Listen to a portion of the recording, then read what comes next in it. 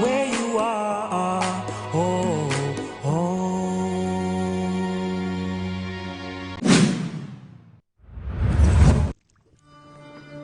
Tanimo, on Johnny How or Dagma, Gicelli, welcome. When you are not tomorrow, or Solimo Giace, Bao Nani, Aya, Baba Shushui. Amen.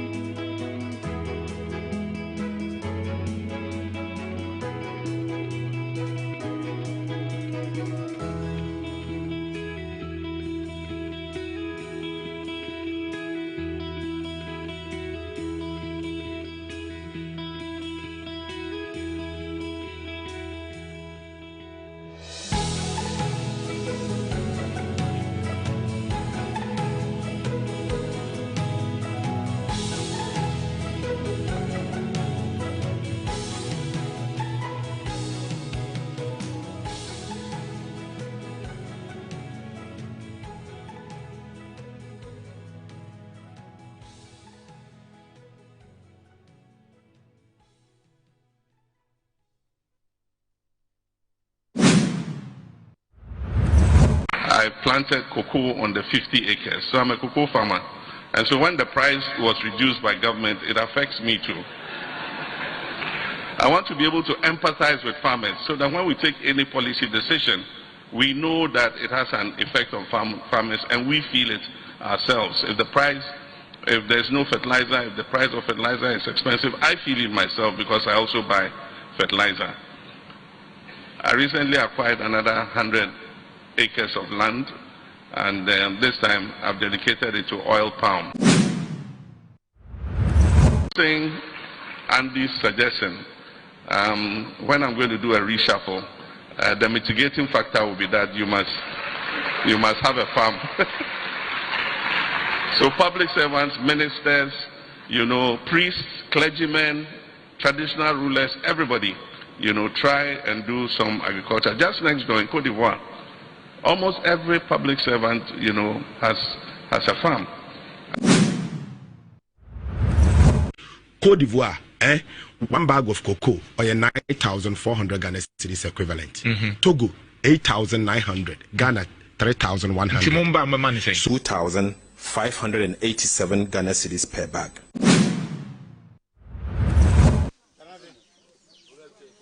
Now, Sabine be catcher was a cocoa board at the camp, but I'm with you. Abine be catcher was a cocoa board the car. And Nuntina on to me first, can be a day. And Kawamawa. Mumbisa say Abai Kano 2024, 2025. Sana Kano cocoa board the can send out 2024. Now 2025. Ebane saying and a cocoa board can now say over 2 years. Now 2025. And so ultimately 500 cedis in a day. Eka homai. Some na kanwe. Na sasa e kanu ho dada de a ene ebane say na ultimately 500 a day. Eka homai. And one back catcher say a day. Eka wo ho.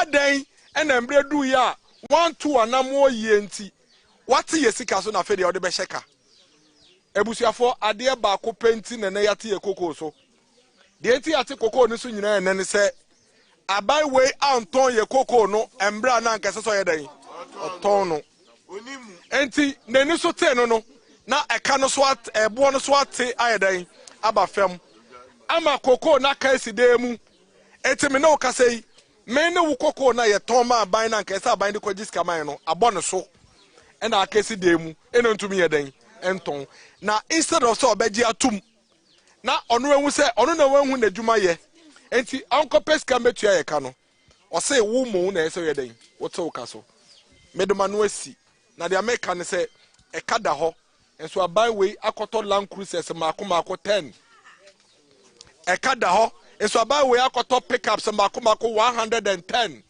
ama de djuma yefo e kada ho muntie o e kada ho enso Cocoboard CEO afa Cocoboard sika akoy renovation woni fie na adenti na kada ho na wotumi temme koko kueni misika so na wo de waketu ya wotumi yedan enti so e free na nanom breso bepem ne koko ekuafo mat da se abaya ka che se Cocoboard nde kada embre bia ye de o maka se Cocoboard ka enso what is aban bia ba e de Cocoboard ka ode aye excuse ati usika so da ye ba be mu 2017 na NDC for car omabwato wo amana na dan ko ekufa don ye binie loan syndicated loan $1.8 billion omkoje ye so mo de be didwa ama Ghana no omo lusu election December 7th ye do 30th December no mo diskani nyina omo amfa nto koko mo te se ekufa do to mo koko so because of saika no ekufa do amfa Cocoboard CEO oye adwuma and NDC anko court opuni mante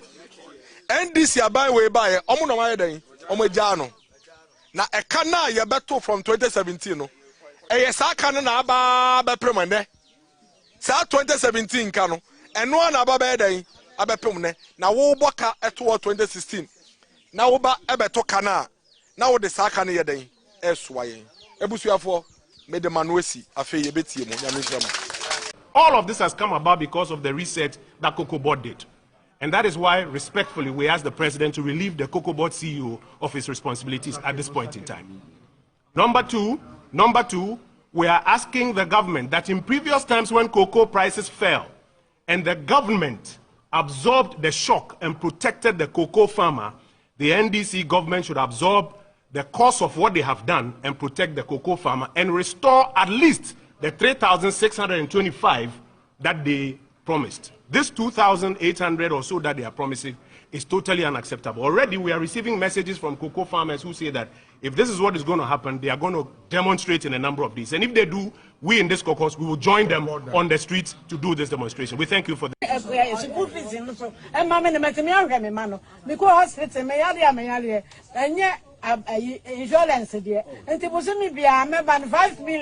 No ma botia mi se ya wati go go me me be jaba million na me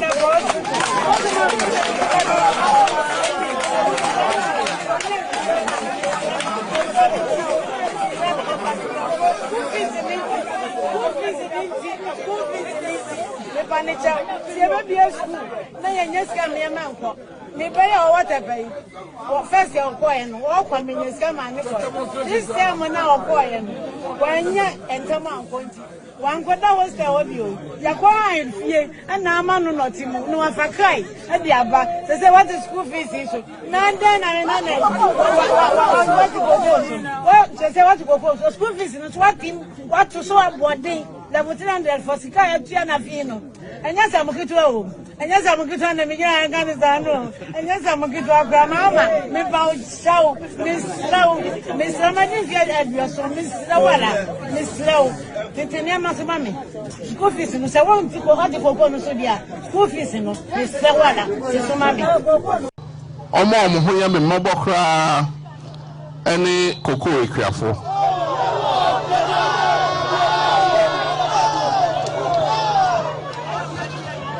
Yenjina yenim nsese papa yesese ye ema koko edwuma no mekai se abra yenni aban mu se oton koko a etimi di afe ansana bonus eka ho no yetua mawo onso ya bae yesi debi odi kokoo no ba na etua oka ehwo a na edo bonus na ka ho amawo omo ho ya me mobokra ene kokoo ekriafo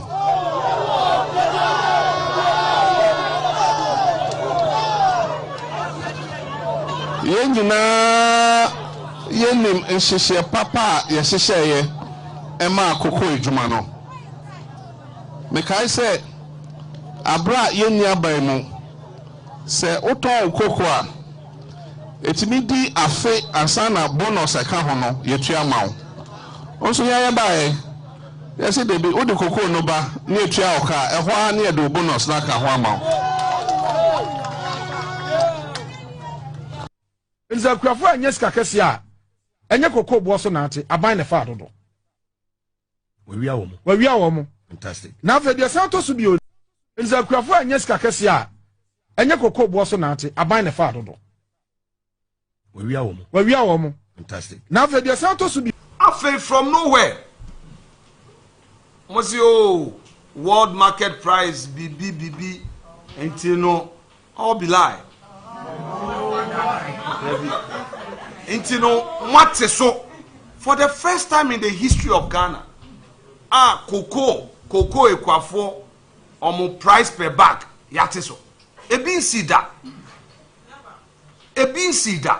it has never happened even during Gold Coast when the colonial masters attempted to do politics with cocoa. If you recall the history of NLM, Asante Hine Chiame Bafo Osaya Koto, go and read. He took the matter up with cocoa farmers because he himself was a cocoa farmer and fought the colonial government. That he NTSS Modi cocoa call England. Namu wia nketenketi na mbetua. Even then, our colonial masters respected the cocoa farmers. Then today, our friends have money to buy presidential jets, but you can't find money to pay cocoa farmers. When Ghana had this economic crisis after the COVID, and by the way, everybody knows that COVID was a shaker where over a year there was no activity. In such difficult circumstances, Akufo-Addo and his government managed to pay every public sector worker. Not a single month. And the police ni bi ni pay amba, soldier ni bi ni pay amba, teacher ni bi ni pay amba, nurse ni bi. Wa hwe mo ye aban adwuma nyina. Papa we and na ban make sure say busumi bia etioka. And ahutre bai. Ahutre bai ni say oh obi akoto investment, aban investment or say mato bond. Ebia nipa no or the 10,000 and or the koto bond. Or expect to say busum miensentem bia no obenya interest ebia 2,000. The buyer ni say ahutre bai no aban en fanisi nsanka capital no nipa ni sikate no the government did not touch it. What the government did was on the interest. What the NDC guys call the haircut. Government negotiated that look, we are in crisis. So please bear with us. Your principal is intact, but we want to reschedule your interest so that we could lower the interest, not your principal. Even so, we pay the hard price for it, correct? Our friend said, Omun TV that. Afei from nowhere.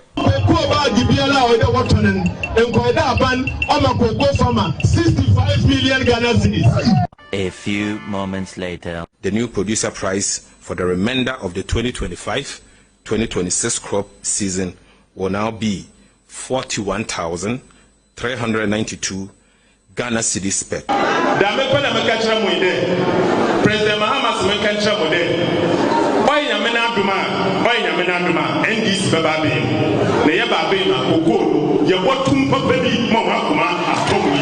effective today, Thursday, 12 February 2026, the new producer price for the remainder of the 2025-2026 crop season will now be 392 Ghana cedis per ton. And Côte d'Ivoire, one bag of cocoa or 9,400 Ghana cedis equivalent. Togo, 8,900. Ghana, 3,100. 2,587 Ghana cedis per bag. If we are successful, 6 cases that we have reviewed in detail. If we are successful in recoveries, we can retrieve as much as 20.49 billion United States dollars. 20.49 billion United States dollars. When should Ghanaians expect the projected 21 billion US dollars from the oral? Because that's what we're told. Well, I like the way you have characterized it, projected. The question whether we will be able to get exactly the 21 billion projected is one that I cannot answer with mathematical certainty at this point in time. Their report was just bare-bone allegations. We talk too much and we complain too much, and most times when we even get the opportunity, we hardly make any meaningful changes.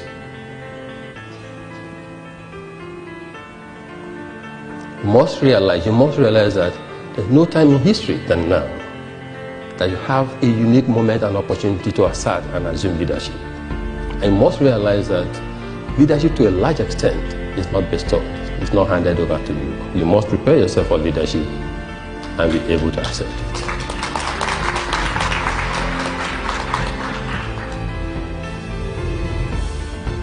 There's vacuum, leadership vacuum in Africa. In the public sector, there is.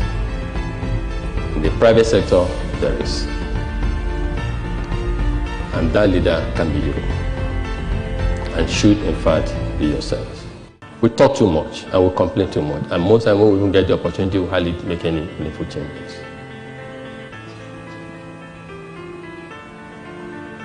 You must realize that there's no time in history than now that you have a unique moment and opportunity to assert and assume leadership. And you must realize that leadership to a large extent is not bestowed, it's not handed over to you. You must prepare yourself for leadership and be able to accept it.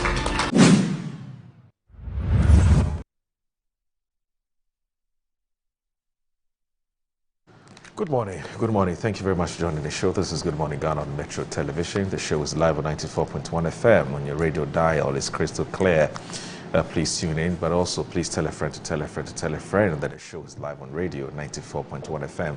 My name is Aldo Moro. Thank you very much for tuning in to the show. I want to say a big thanks to you, the audience, cherished viewers. We value you so very much because you wake up every morning, tune in at 7 all the way to 9:55.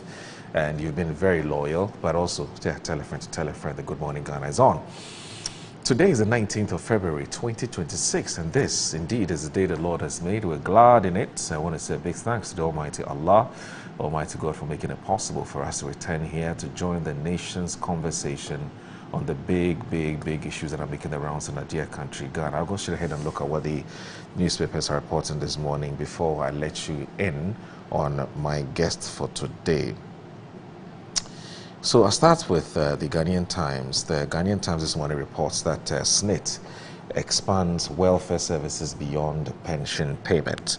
Women must be bold, build networks, mentor others. VEEP.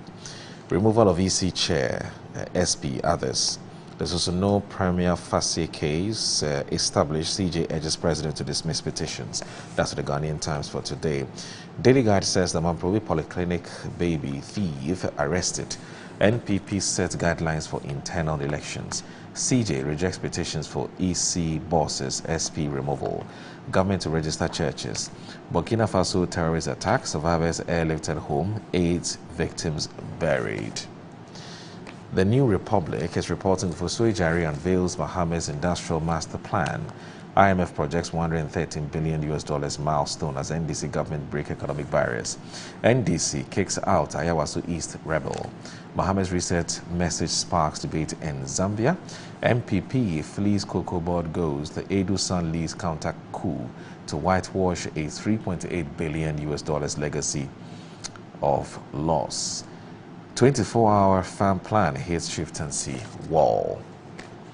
The Daily Post is reporting this morning that this desperation must never lead to such an unconscionable act. First Lady condemns baby theft at Mamprobi Polyclinic. President Mahama visits 2 victims of Burkina Faso terrorist attack on Ghanaian tomatoes traders. And I'll end with the Daily Searchlight. So as far as the newspapers are concerned, the Daily Searchlight this morning says, decrease in cocoa producer price unlawful. Appenyo Makin calls for immediate reversal. And as NPP set nomination fee for national chairman aspirants. MIDA calls on chiefs to free land for President Mohammed's projects. And there's a Unimac admits 2,803 students for 2026 academic year. NPP schedules internal elections for September 18, 2026.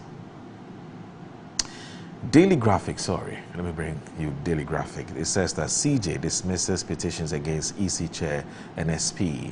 Reset mining sector with local content. President unveils 5 pillars to transform industry.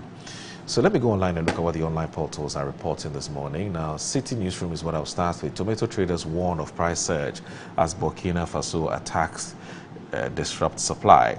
Gamanche King Takite Kuchu II stable after accident in OT region. Samjona outlines 5-point plan for Africa's economic sovereignty. Major Online, create a gold stabilization fund now or pay later, finance professor tells government. And then there's also new cocoa producer price takes effect Friday. Gold board is good, but Ghana must prepare for the fall, Professor Pepra. So what's on Ghana Web today? Ghana Web says that a 54-year-old woman breaks 50-year silence on alleged abuse by pastor father. And then there's minorities threatens to compel finance minister over cocoa arrears. There's a bottle word will be used for Arsenal, is title in Man City's hands. And then yours truly, your favorite, my favorite, Metro TV Online.com says that a sanitation committee engages water agencies over urban water supply challenges. And there's a First Lady condemns baby theft incident at Mamprobi Polyclinic. Ayu confirms he has no plans to retire anytime soon. Anyway, we wish him well. All right, so that's it for the newspaper and online portal review. Please stay with us. This is Good Morning Ghana. I'll let you on my guest shortly. Onunchoni ha o dama ji echele we kun wanyanu tumo osole moji ake ba wona ni ko aya ko ba shushu amen.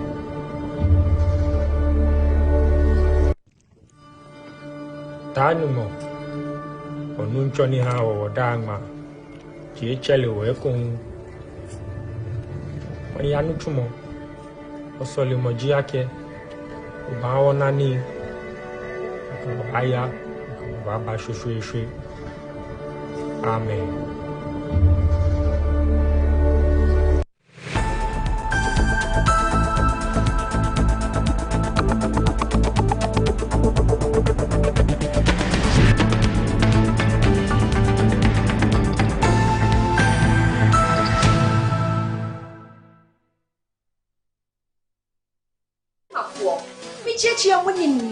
Ding edge baby dapa. Media dear sonko cran ebremo. Now the 20 animal would be an egg Japan a bremo. And no any summer spices. Summer spices in here. And wow no bebreo. Various flavors. Ubenya a yako. Ubenya nemchi. We do good jollof woman and we get dead. Ubenya ye do kun. We do for yemo. Hot nako pebito. Na Emma with Gianni. And yet day. When you mean ya. Young con your company now for eka. Down your communication to enjoy Uduba that Samu spices. What in the essence don't try. I think it's Lariaga. Samu spices in a Sabi, Daddy so say. Samu spices, Moon Samu. Samu spices, Yama chicken. Samu spices. Nsaka in Ketwa, measure 10 grams. Your chicken, spaghetti, garlic and ginger, stew, can jollof, and the flavors of Bebre. Samu spices, yes, Saka. FDRJ Jadian Kratwe Yatum. I'm a branch manager. Of course, I accept only quality and affordable printed souvenirs for my promotional campaigns. I'm the head of academic affairs of a very important institution in Ghana. Of course, we only deal with quality, reliable printing companies for our institution's printing materials. I'm talking about appointed time printing. Appointed Time Printings. We take pride in our extensive print scope that transform your ideas into captivating visual masterpieces. We delve into the core objectives and vision of each print project. Precision printing is at the heart of our printing process as we meet your tight deadlines. Our rigorous inspection, color verification, and overall printing excellence are assured. 20 years of printing excellence. It's always a pleasure working with you to create a vibrant, dazzling printing experience that gives you a masterpiece. Appointed Time Printing, your world of quality and affordable printing. Brush, brush, brush, brush, brush, brush, brush, brush your teeth. Brush, brush, brush, 2 times a day. Brush with Kel-Kit. Hello, my friends. My name is Kel-Kit's toothpaste. Wow. I was made to be gentle on your gum, but protected. I will protect your teeth from cavity, make your teeth whiter, stronger, keep your mouth fresh all day. And best of all, I'm strawberry flavored. So put on a smile and try me. That's amazing. Just try me. That's my job. If you say so, jump on my brush.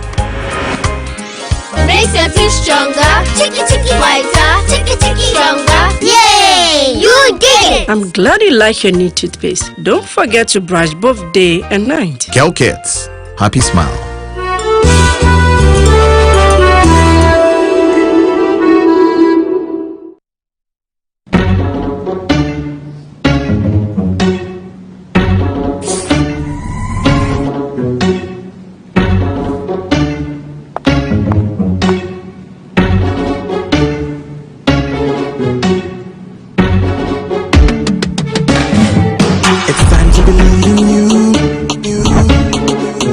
Changing, so should you.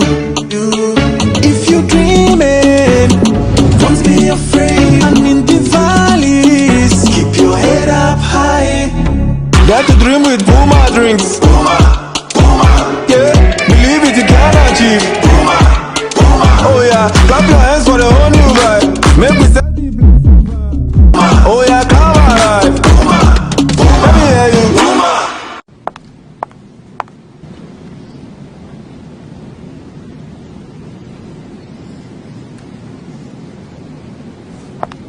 Puma drinks, a whole new vibe. Another quality product from Casa Precon. This advert is FDA approved. In my line of work, a confident smile is everything. Kel Charcoal toothpaste keeps me on top of my game and ensures my smile is always radiant and bright. With the tiring nature of my job, we spend several hours under the scorching sun. To keep our teeth white and our breath fresh all the time, we use none other than Kel Charcoal toothpaste. Kel Charcoal toothpaste. You're on a Kessie and in a kit one. Samayo Kendini, a who be here, Semetra Sapapadia to Amame Manfo, Kel Charcoal's natural ingredients, and a bomb is several buying, a man is swing, and a sasso mama hotel so a will beg you. Kel Charcoal toothpaste. Choose Kel Charcoal toothpaste for anti-cavity, whiter teeth, and fresher breath all day. Available in 80 gram and 150 gram. Grab yours today. Kel, happy smile. This advert is FDA approved.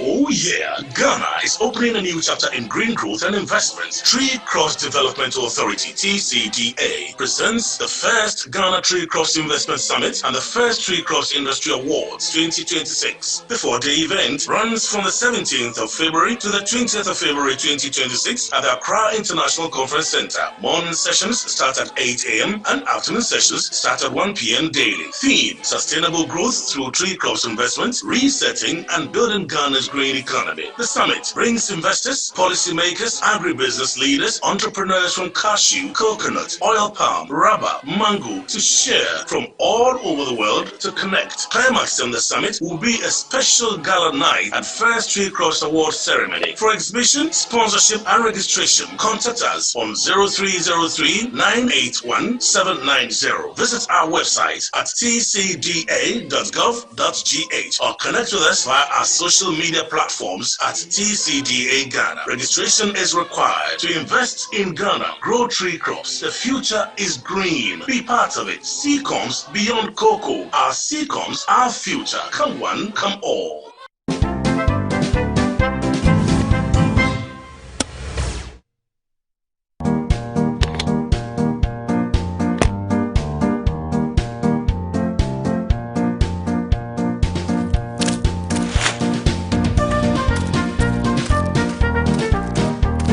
Good morning, Mr. Ding. Good morning, Ejako. And why do you keep staring at my rubbish container? I'm surprised you're still using a bin without a cover. You know it can cause a mess. My bin is just fine. Look, there is no leakage, still solid and robust. If you will excuse me, I have work to do. Yo.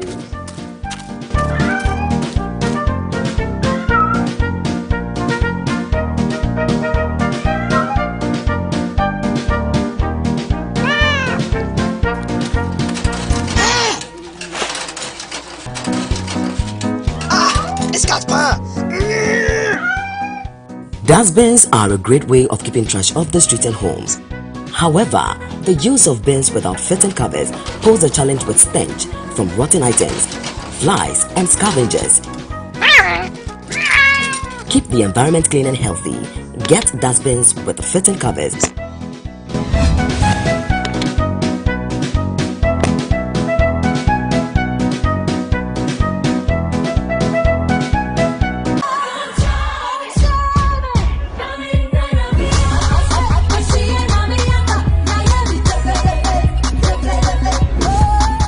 Of Ghana, let me tell you something. Something just came up.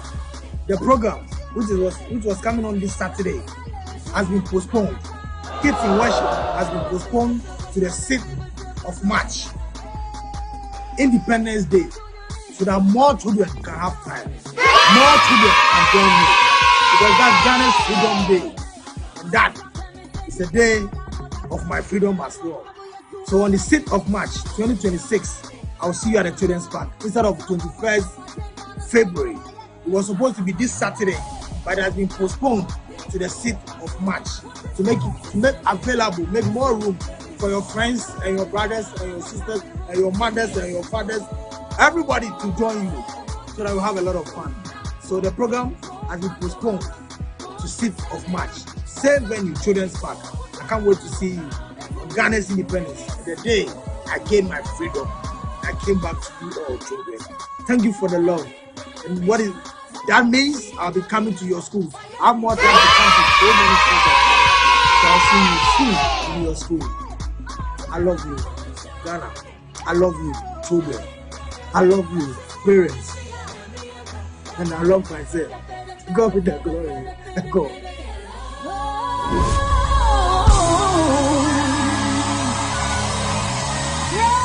Our school is built on a hill. Beposo Samoto. We are always victorious, 'cause we work in God's way. Oh, Hebrew girls. Oh, Hebrew girls. Oh, every mighty eagles, we shall never lose our fame. Oh, every girls. Oh, every girls. Oh, every mighty eagles, we shall never, never, never lose our fame. Girls is turning 80 this year. So we happen to have two legacy projects. One for the global community, that is everybody all old girls, and then the other one for the 2001 year group, because they are the host of the 80th anniversary. And so the one for the global community, of course, I mean, you need to eat good food in a very clean environment. And then we realized that one of our oldest dining hall in the school, it's overcrowded. Of course, we have 2 dining halls. Last year we refurbished one, and this year we want to refurbish an ultra-modern kitchen as well. That's for the global community. And then with the 2001 year group, they are building a whole STEM center for the school, a 3-story center for the school. Because you know, in this kind of dispensation, we are in the technological dispensation. And so, yeah, that's the project they are undertaking. So this year, watch out, we are unveiling 2 projects in the school year for our 80th. Yes. All right. Every Thursday morning, the spirit of the school come alive.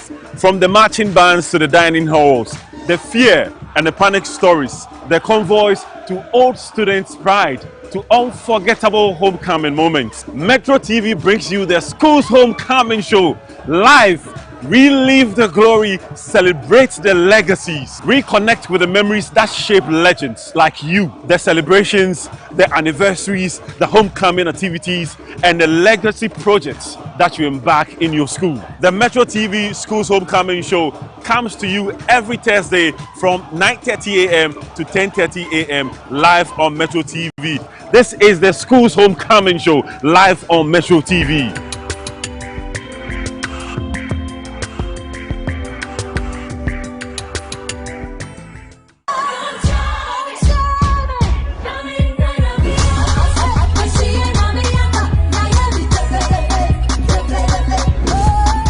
Of Ghana, let me tell you something.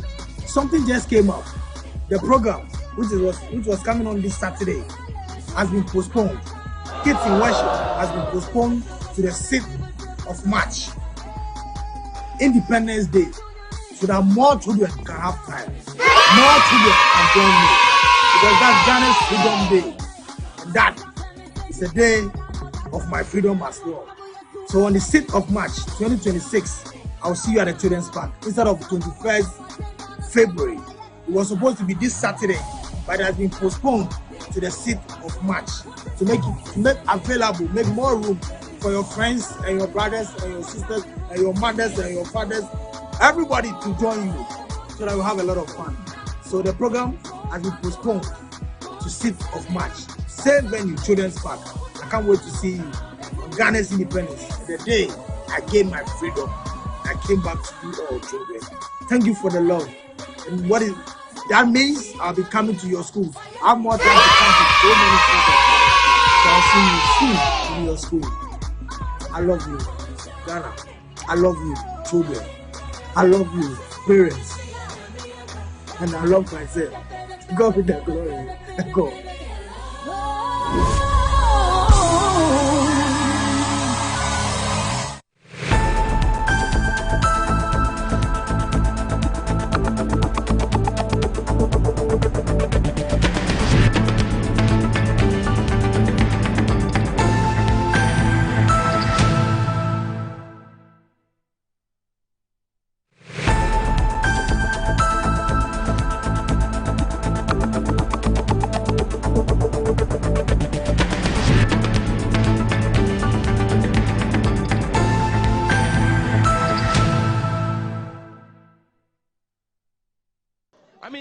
Interested in flying in private jets and speaking in Cockney accents, but when it comes to the real job, he's clueless. He knows presidential jetta ewo Africa edi mu pa si ehwehwe bese miensa Ghana ka ho enunti enetimi ye mampani bi fe e ma obesre Ghana say mumfa mo wiem hyen ne mame na memfa ntu kwan because it is fit for purpose. On renting luxurious aircrafts for presidential travel at a time when the state of Ghana has a fully fitted and airworthy executive jet that can ferry the president anywhere in this world. And I know because I use that aircraft. Professor Mills used that aircraft. The president is renting luxurious jets at cost of sometimes $20,000 per hour, $14,000 per hour. Why? Because our president has become so tall that when he sits in the Falcon 900, which is one of the best presidential jets in Africa, he's become so tall that he cannot stretch his legs. That we on the NDC side in Parliament, we have discussed extensively amongst ourselves. We are not going to support this purchase, the purchase of a new aircraft, because of a number of reasons. One, the current presidential jet is fit for purpose. The person's true character, give him power. The left-hand feeder tank corroded, right-hand feeder tank corroded, left-hand center wing tank heavily corroded.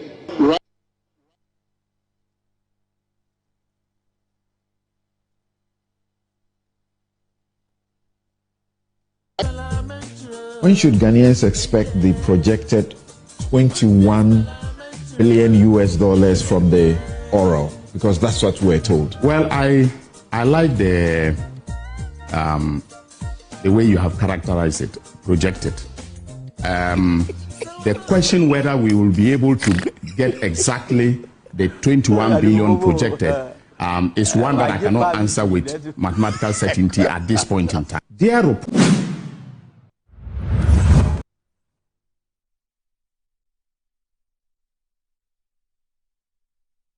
All right, this is Good Morning Ghana on Metro Television. The show is live on 94.1 FM. My name is Aldo Moro. My guests are seated. In fact, one of them is here with us. It's called Mr. Seydou Dapola. He's the Honorable Member of Parliament for the people of the Jirapa Constituency and also a Deputy Ranking Member on Foreign Affairs and the Regional, actually Vice Chair of the Foreign Affairs and Regional Integration Committee of Parliament as the Vice Chair. He's joined us this morning. Also, we're expecting Richard Ahiagba, who is the Director of Communications for the New Patriotic Party. Honorable, good morning. Thank you very much for joining us on the show. It's always a pleasure to have you join us. Well, thank you very much, and we say Alhamdulillah, Alhamdulillah. And we know we're in the Ramadan season. You know, Muslims across the world are celebrating or not observing, the Ramadan, the month of Ramadan. We're supposed to be fasting for either 29 or 30 days. Let me use this medium platform to wish our colleague brothers and sisters in Islam the best of Ramadan. I'm sure somebody posted something that many people think that in Ramadan Muslims are always suffering. It's not suffering, it's some kind of physical, spiritual exercise that many Muslims always want to even undertake. There are many people who fast even when it's not Ramadan. Right.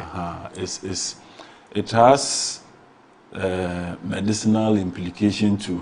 I mean, health-wise, you know, sometimes you see people, they are not even Muslims, like, they eat in a way that they don't just want to eat the way the 3 square meals and all of that, because they think that it's not healthy to just all the time load your stomach with food and all of that. So it's a spiritual exercise. Aside that, it has medicinal health, impact in people's life. Wish everybody the best of the month. And to my Jirapa people, good morning. Did you start today or you started yesterday? Yesterday. You started yesterday. And it looks like every year there's some disagreements. Every year it always okay, because whilst others will cite the Christians, some will say they haven't cited it. So, and seeing is believing. That is how some people take it. They want to see before. They don't want anyone to tell them. So it's normal. The good thing is that both are acceptable. Yeah. Whether you go the Saudi route or you go the Chief Imam's route, I mean, both are acceptable. That's the good thing. It's just a difference in opinion, but I don't think that anybody's committed any crime. It's usually just a day. The difference is always just a day. That's interesting. But I keep asking myself this question. I don't know whether it's something that has occurred to you, that when we don't debate the day of Arafah. Right? We don't debate the day of celebrating Eid al-Adha. Yeah, interestingly, that's the why same I said calendar. It's usually the same calendar. Yes. They will just disagree, just a day.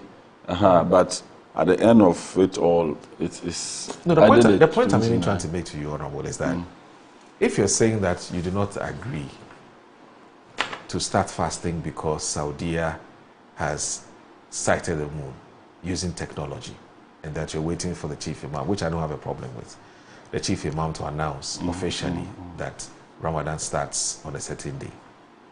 Now, your basis for disagreeing with Saudi is because you don't live in Saudi. Yeah.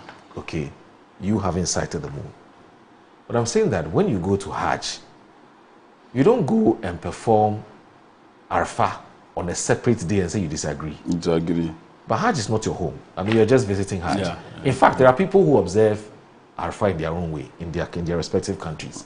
There's no point of disagreement with that. But I'm saying that there's the same calendar, right, which we use in observing Arafah. But when it comes to observing Arafah, you don't have a problem.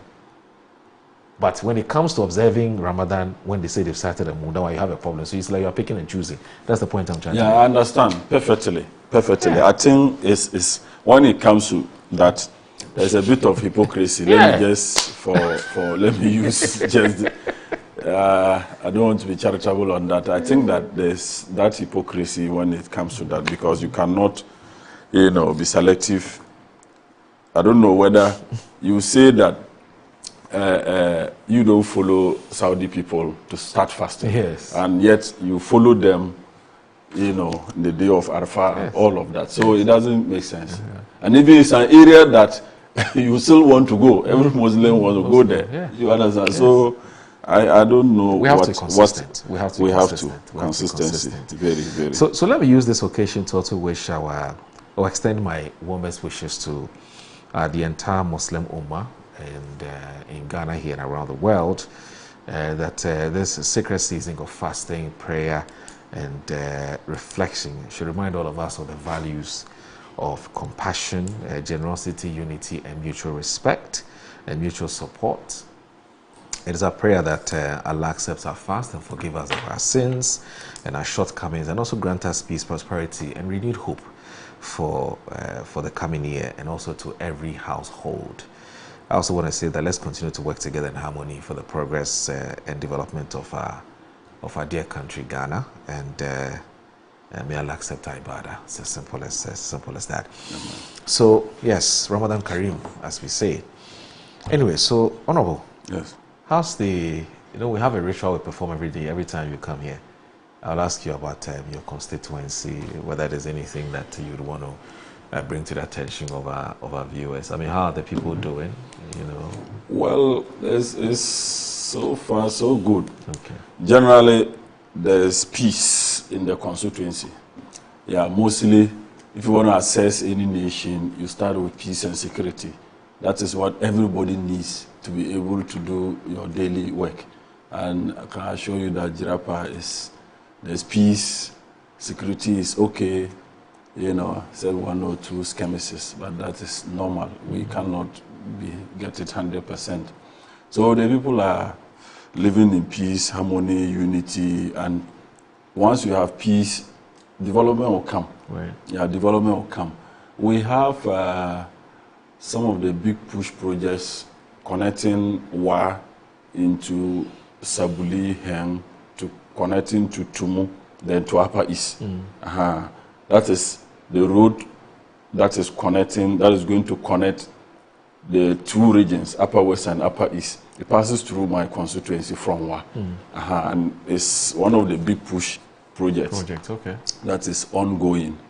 Then we have some projects ongoing in one of the senior high schools that we want to convert into a boarding. It's a day school. We want to convert it into a boarding school. It's a school that I made a pledge to the people when I was contesting the 2020 elections, not 2024. Made them to know that if NDC won, were going to convert the school into a boarding school. Fortunately, courtesy get fund. We secured some projects that is ongoing. Some of the contractors will hit ground very soon. Some have started. Then we are doing a bed. We did a polyclinic for some years time. We had a polyclinic in one of the areas called Hem, but ward situation is a problem. I visited the facility. I noted that patients were sitting on chairs and they were on drips. So we are doing a ward, a 20-bed capacity ward. I think it's at roofing level now. We will finish it very soon. Very soon. We are doing one in one of the areas called Ulo 2. We are doing a 14-bed capacity ward. I think the work too is at, let me even just say 60-70% to, let's just say 60%. We are doing a number of classrooms, some chiefs compound, at least a chiefs compound in Nimbare, Kompore. We are doing a 3-unit classroom block at St. Augustine's, GSS. We are going to do a 3-unit classroom block in Hen Town, for their basic school. They need a classroom block. And I know it won't be long. We will do a 3-unit classroom block in Pinyiri. We did 3 units for them to start a school.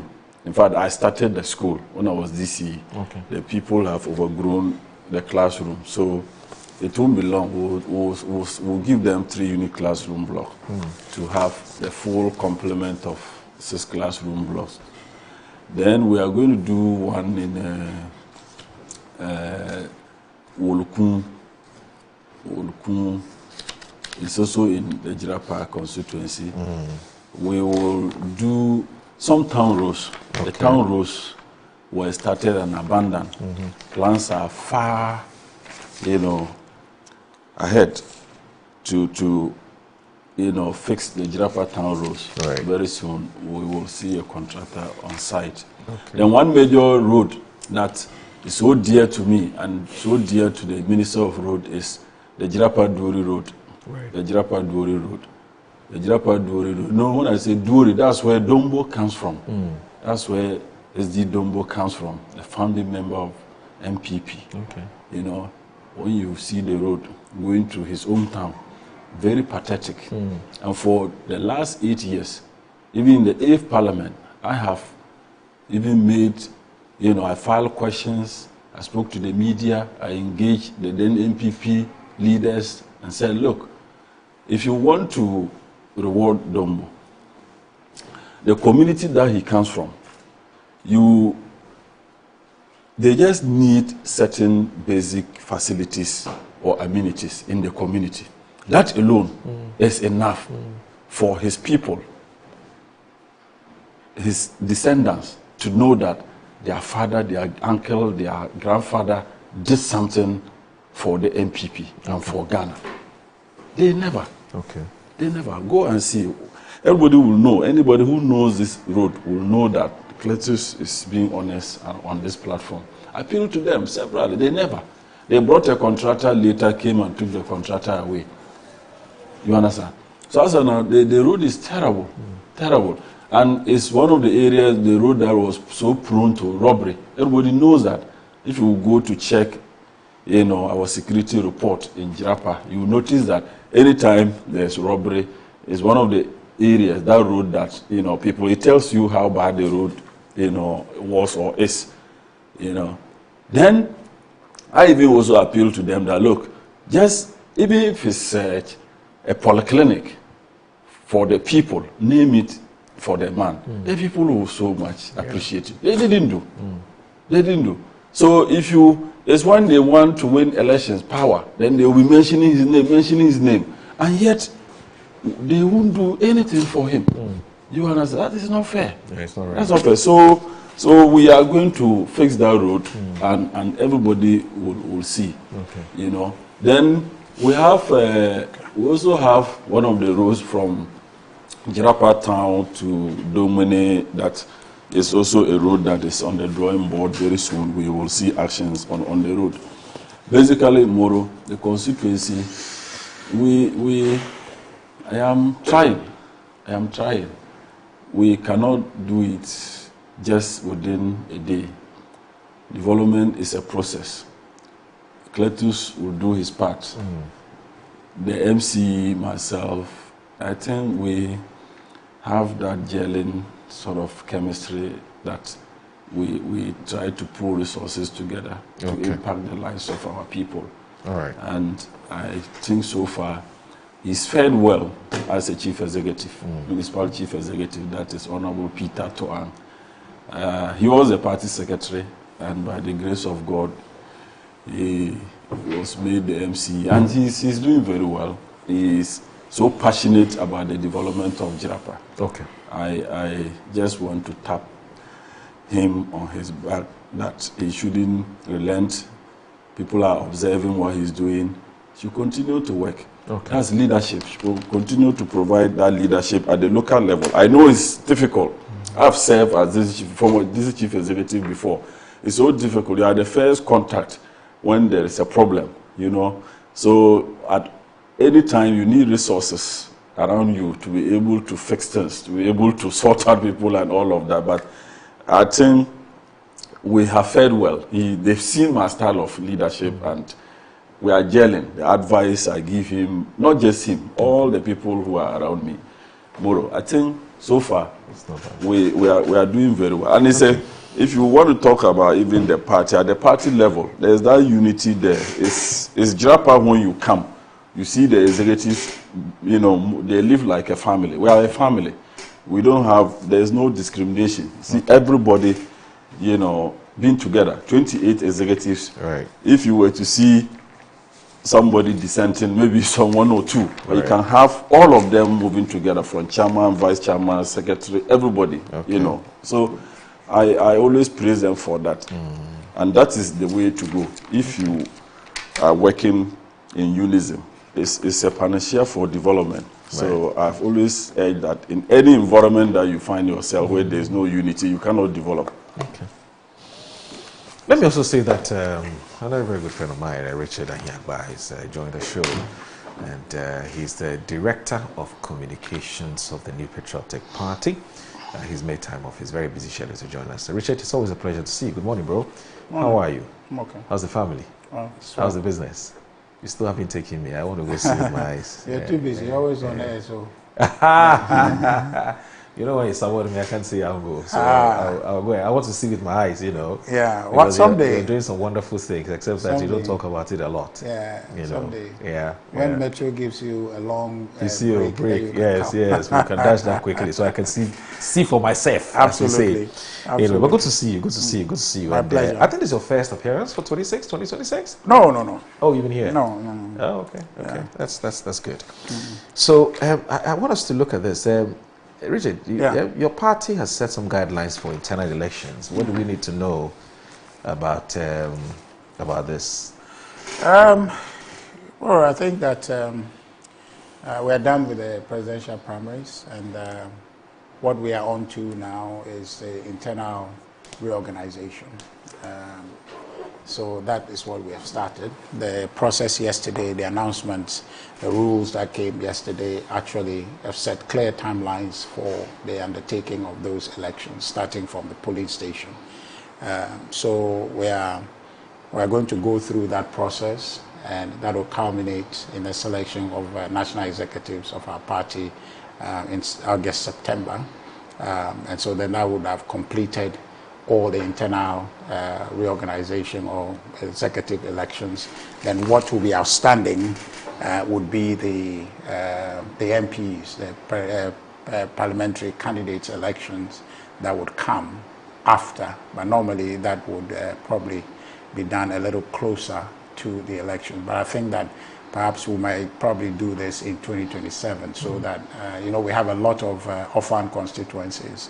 And so that will come as the last bit of elections that we'll do in our party.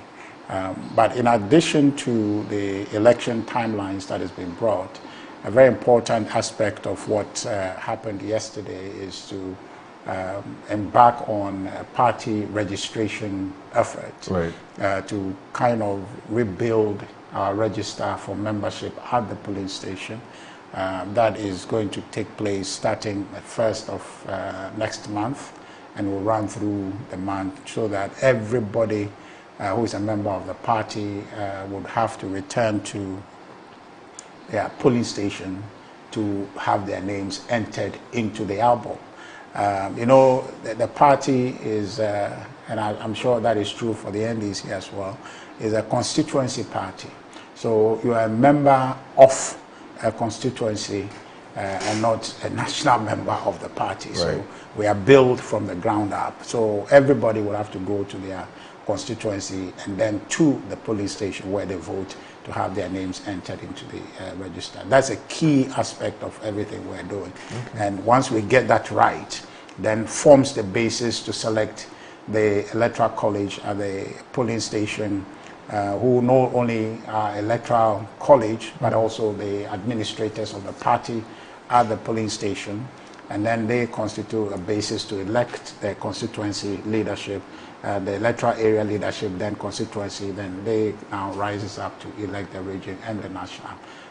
So that is what we have done, and I think that the reaction so far from the party has been fair, been calm. People have embraced the guidelines, and I think that is going to ensure that we go through the process rather seamlessly. And hopefully by September, we'll have our new officers in place to guide the party to victory in 2028. So to walk us through the process. So these guidelines are set by, was it a National Executive Council? Is it a National Council?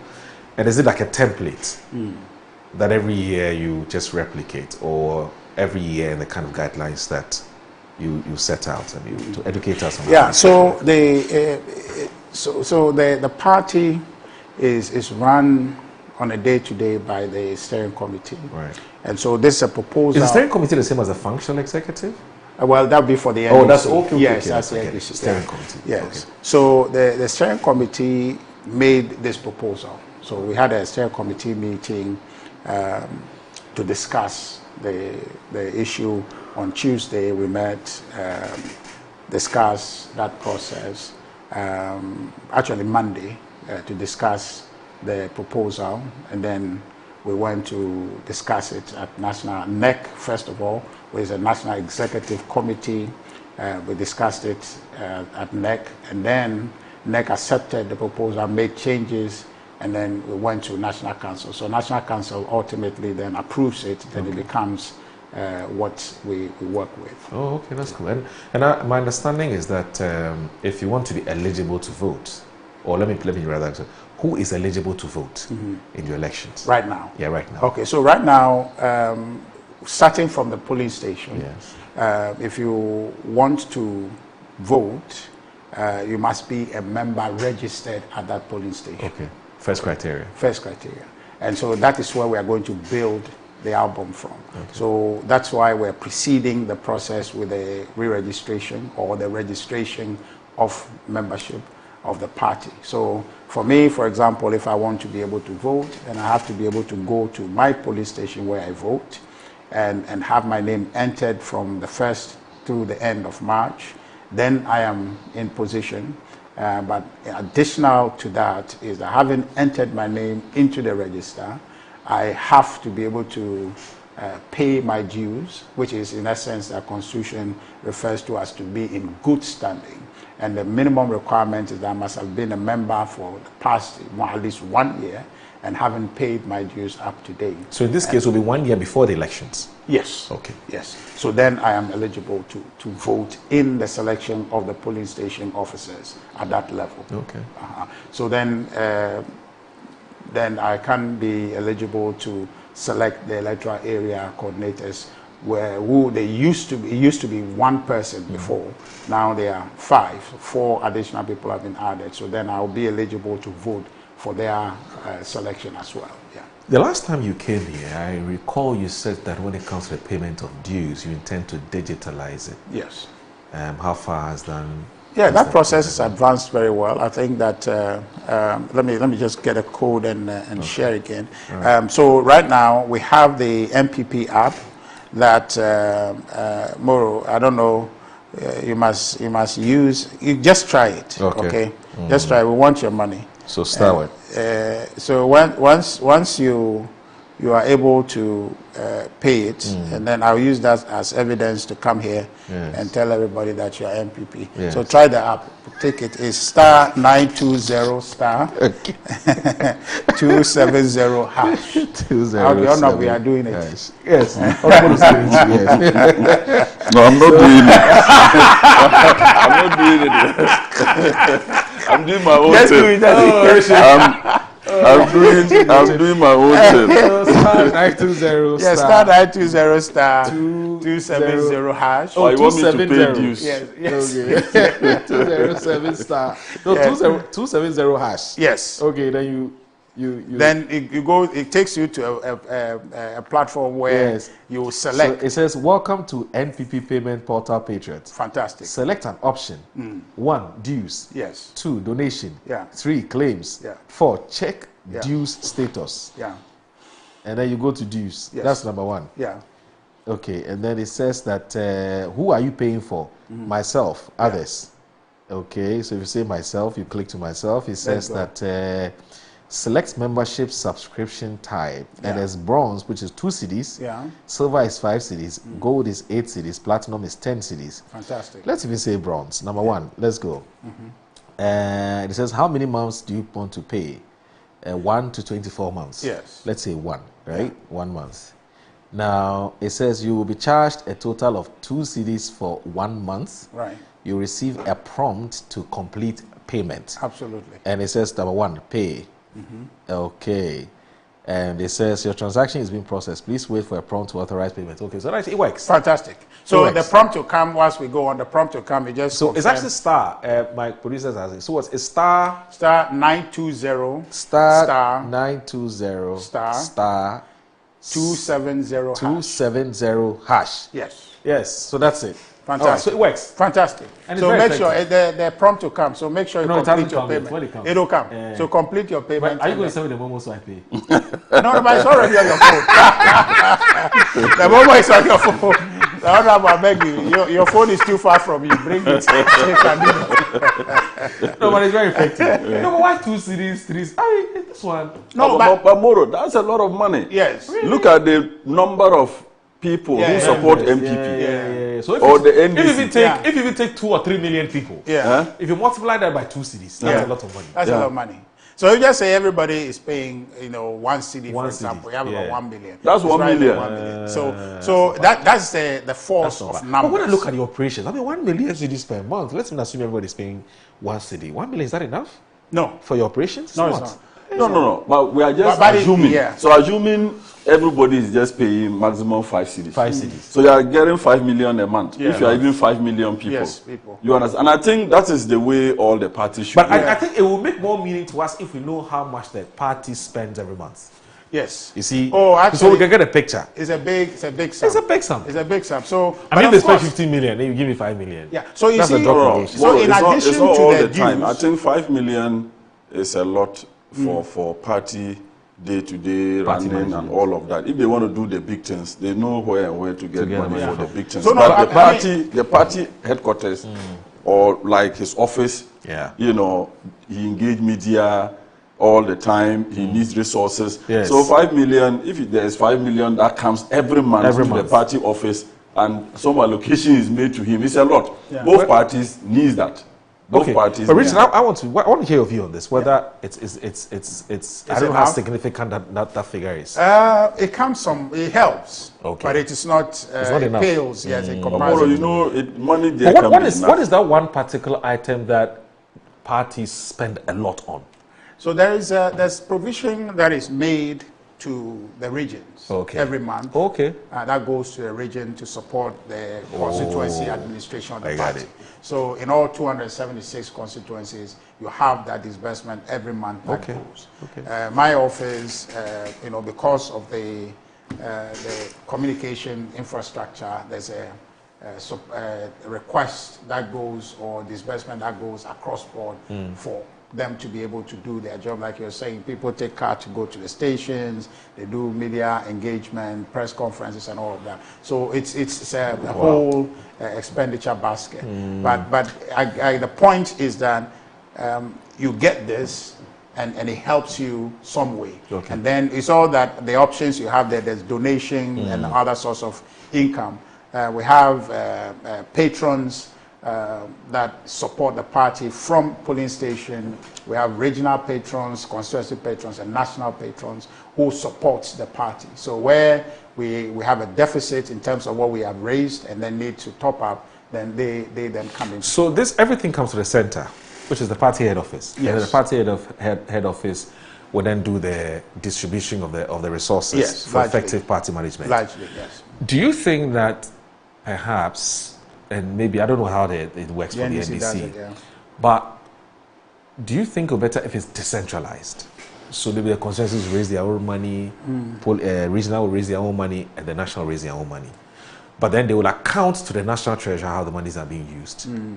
No, okay, so what do you think? The party, even though it's a constituency party, is unitary in terms of administration, so it gets up to the top. But what other options exist is the patron system. Okay. So the constituency patrons can raise funds. So the constituency, they can raise funds at their own level to do whatever, but the dues actually rises to the top and it's disbursed across board. I got you. All right, so you're watching Good Morning Ghana on Metro Television. When we come back, we have a first conversations to have. It has to do with some major development. I think the same way they have it, we also have it the same way. Okay. Our own is star 920*25 hash. The same process you go through. Okay. So to be fair, I'll take a break. When I come back, we'll also try yours and see how that works. All right. So watching Good Morning Ghana on Metro Television. Let's stay with us. Don't go anywhere.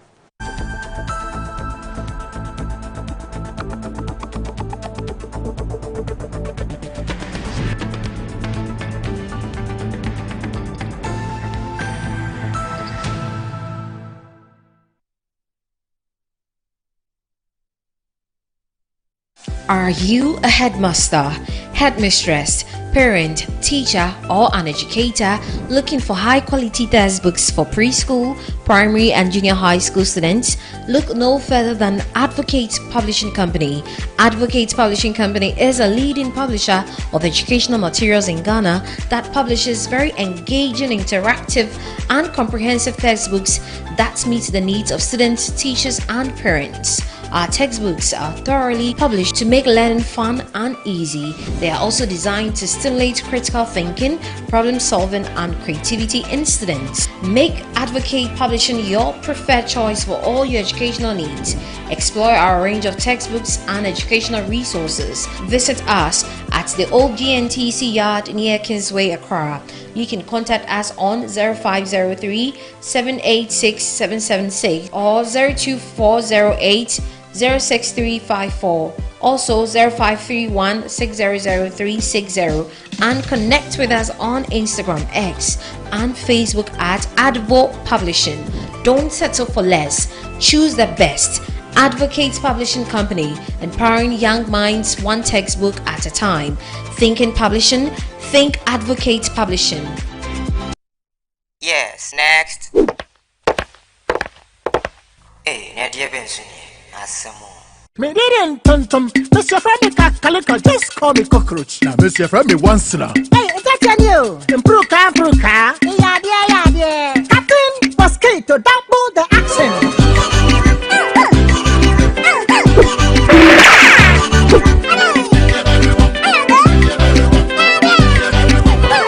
Me did this sasso spray. Mr. Friendly sasso quell. Yeah, go to my sasso.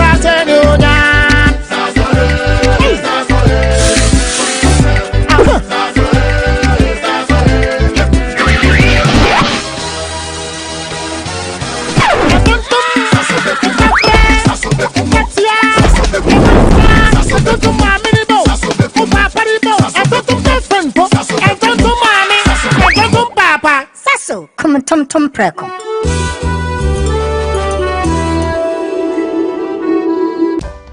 In my line of work, a confident smile is everything. Kel Charcoal Toothpaste keeps me on top of my game and ensures my smile is always radiant and bright. With the tiring nature of my job, we spend several hours under the scorching sun. To keep our teeth white and our breath fresh all the time, we use none other than Kel Charcoal Toothpaste. Kel Charcoal Toothpaste. You're on a Kessie and in a kit one.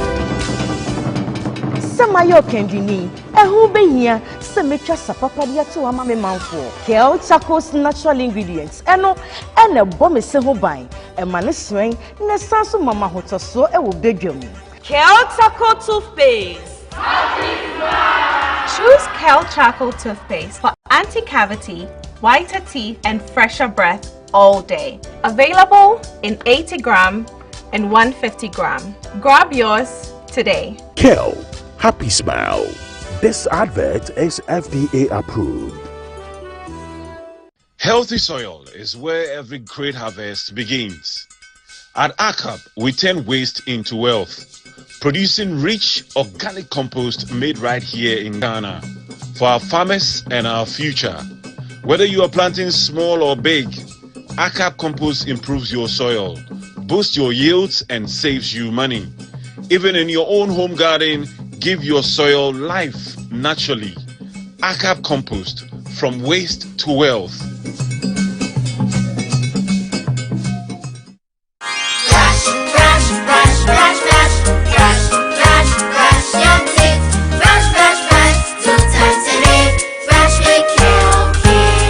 Hello, my friends. My name is Kel Kids Toothpaste. Wow. I was made to be gentle on your gum, but protected.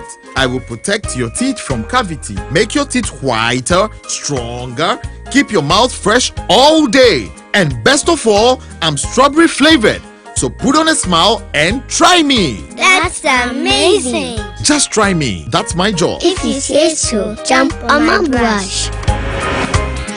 Makes your teeth stronger, chicky whiter, chicky stronger. Yay! You did it! I'm glad you like your new toothpaste. Don't forget to brush both day and night. Kel Kids, happy smile.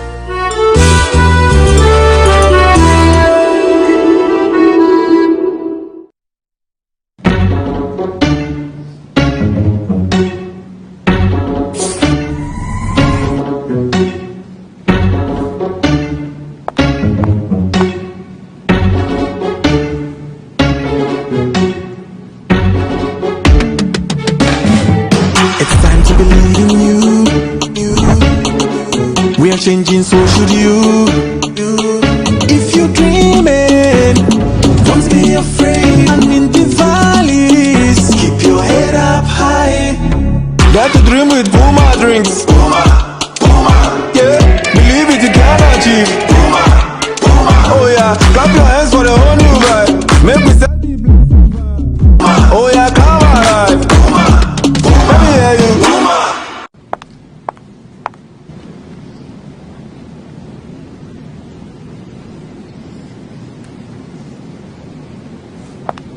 Puma drinks, a whole new vibe. Another quality product from Casa Precon. This advert is FDA approved. This is a chance of a lifetime.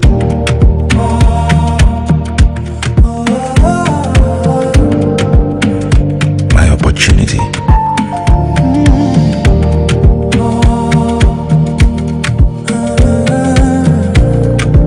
Your opportunity.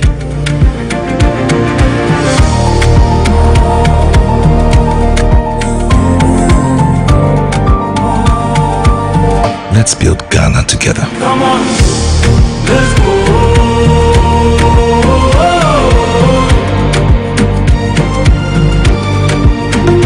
Come on, let's go.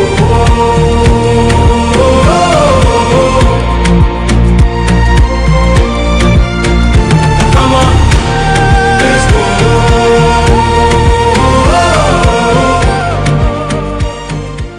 Accra, Accra,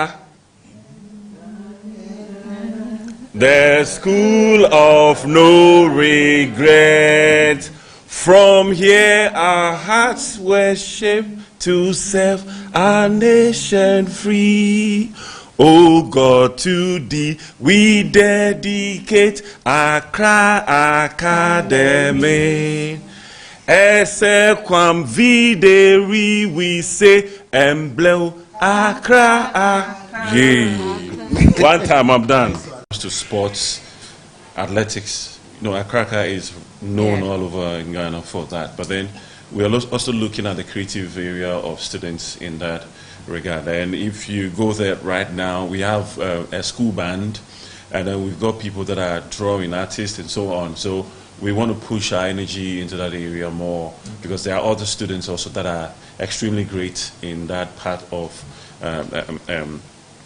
the world. So we want to push harder and then support them in various ways. So we're trying to create an environment, or let's say we're trying to build something for them so that they can also have some of the resources that would help them to produce creatively. Right. So this is also an agenda that we're pushing, and I'm sure that this year the plan will come out, and I'm sure that I will let you know as we go on.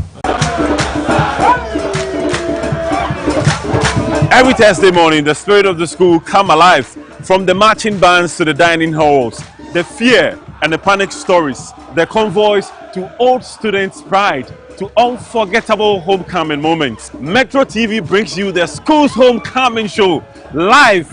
Relive the glory, celebrate the legacies, reconnect with the memories that shape legends like you. The celebrations, the anniversaries, the homecoming activities, and the legacy projects that you embark in your school. The Metro TV School's Homecoming Show comes to you every Thursday from 9:30 a.m. to 10:30 a.m. live on Metro TV. This is the School's Homecoming Show live on Metro TV.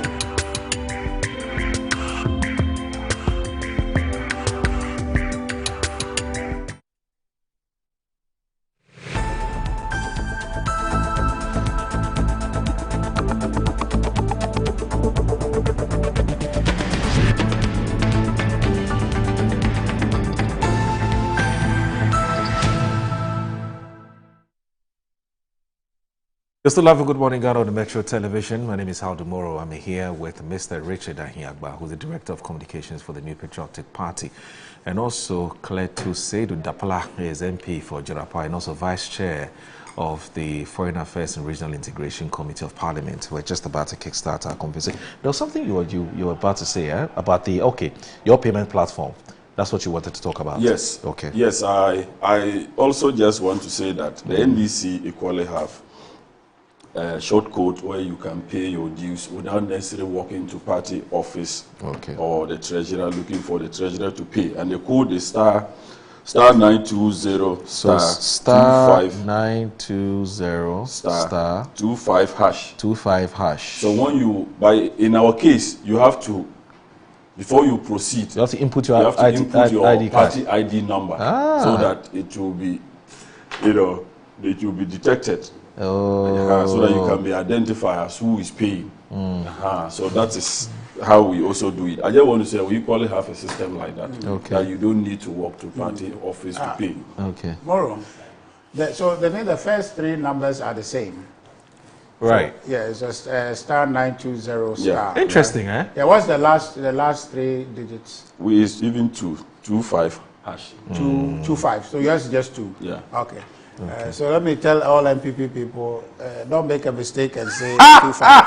It is star 920 star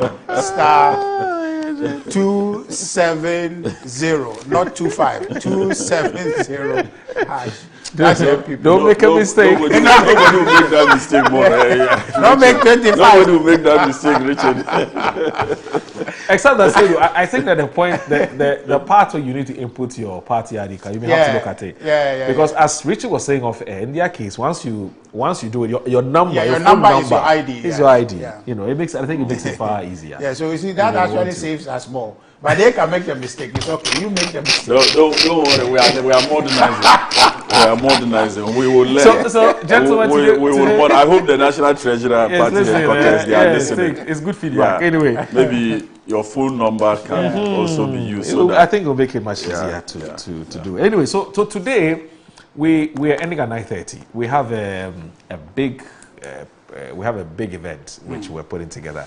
It's a school's homecoming. You know, we're saying that these days when people are doing homecoming, is massive, it's a big deal. It's become extremely competitive. So we are giving our platforms to these schools for them to showcase what it is that they want to do on the D-Day, but also more importantly, what they've done for their alma mater. You know, so that we'll have a panel that would judge which school has done the best. Which school did you complete? Did you which senior? 3 secondary school. Oh, 3 okay. Oh, like Richard Sky. Yeah. Oh, he's many years my junior. Oh yeah. I mean, the lie is a young gentleman. Oh, so you went to the same school with him? Yeah. I've always been teasing me every day. 3 Anyway, so that's good. So that's what we're trying. So we're doing the big launch today at 9:30, and some schools will pass through, and there'll be some interactions, and so we'll have to crave your indulgence. That okay. By 9:30 we'll have to leave here. So we basically have that saves the NDC. Aha! Because you came with a lot of fire. Anyway, so we have just an hour to try and treat 2 topics. Okay. Yeah. The first one has to do with a major development that happened yesterday. So CJ rejects petitions for EC bosses and the SP removal, as reported by the Daily Guide. And it says that Jibril Abdul Razak says 7 petitions calling for the removal of chairpersons of the Electoral Commission, Jean Mensah and her 2 deputies, Dr. Bosmana Eric Asari, in charge of corporate services, and Samuel Tete, responsible for operations, have been rejected by Chief Justice Paul Bafuboni. Now, the Chief Justice also rejected another 3 petitions calling for the removal of Kissie Jabing as a special prosecutor. The 3 petitions asking the President to remove Kissie Jabing as a special prosecutor surfaced in the midst of several individuals calling for his removal or for being ineffective. While the petitions were pending, Mr. Jabing dodged a political bullet after the President stepped in to call for the suspension, to introduce a bill calling for the scrapping of the office of the special prosecutor altogether. The rejection of the petitions by the Chief Justice was based on the determination that the 10 petitions did not disclose a prima facie case against the 4 respondents. The decision was contained in a statement issued by the Presidency communicating the outcome of the President forwarding the petitions of the Chief Justice in accordance with Article 146 of the 1992 Constitution and Section 15 of the Office of the Special Prosecutor Act 2017, Act 959.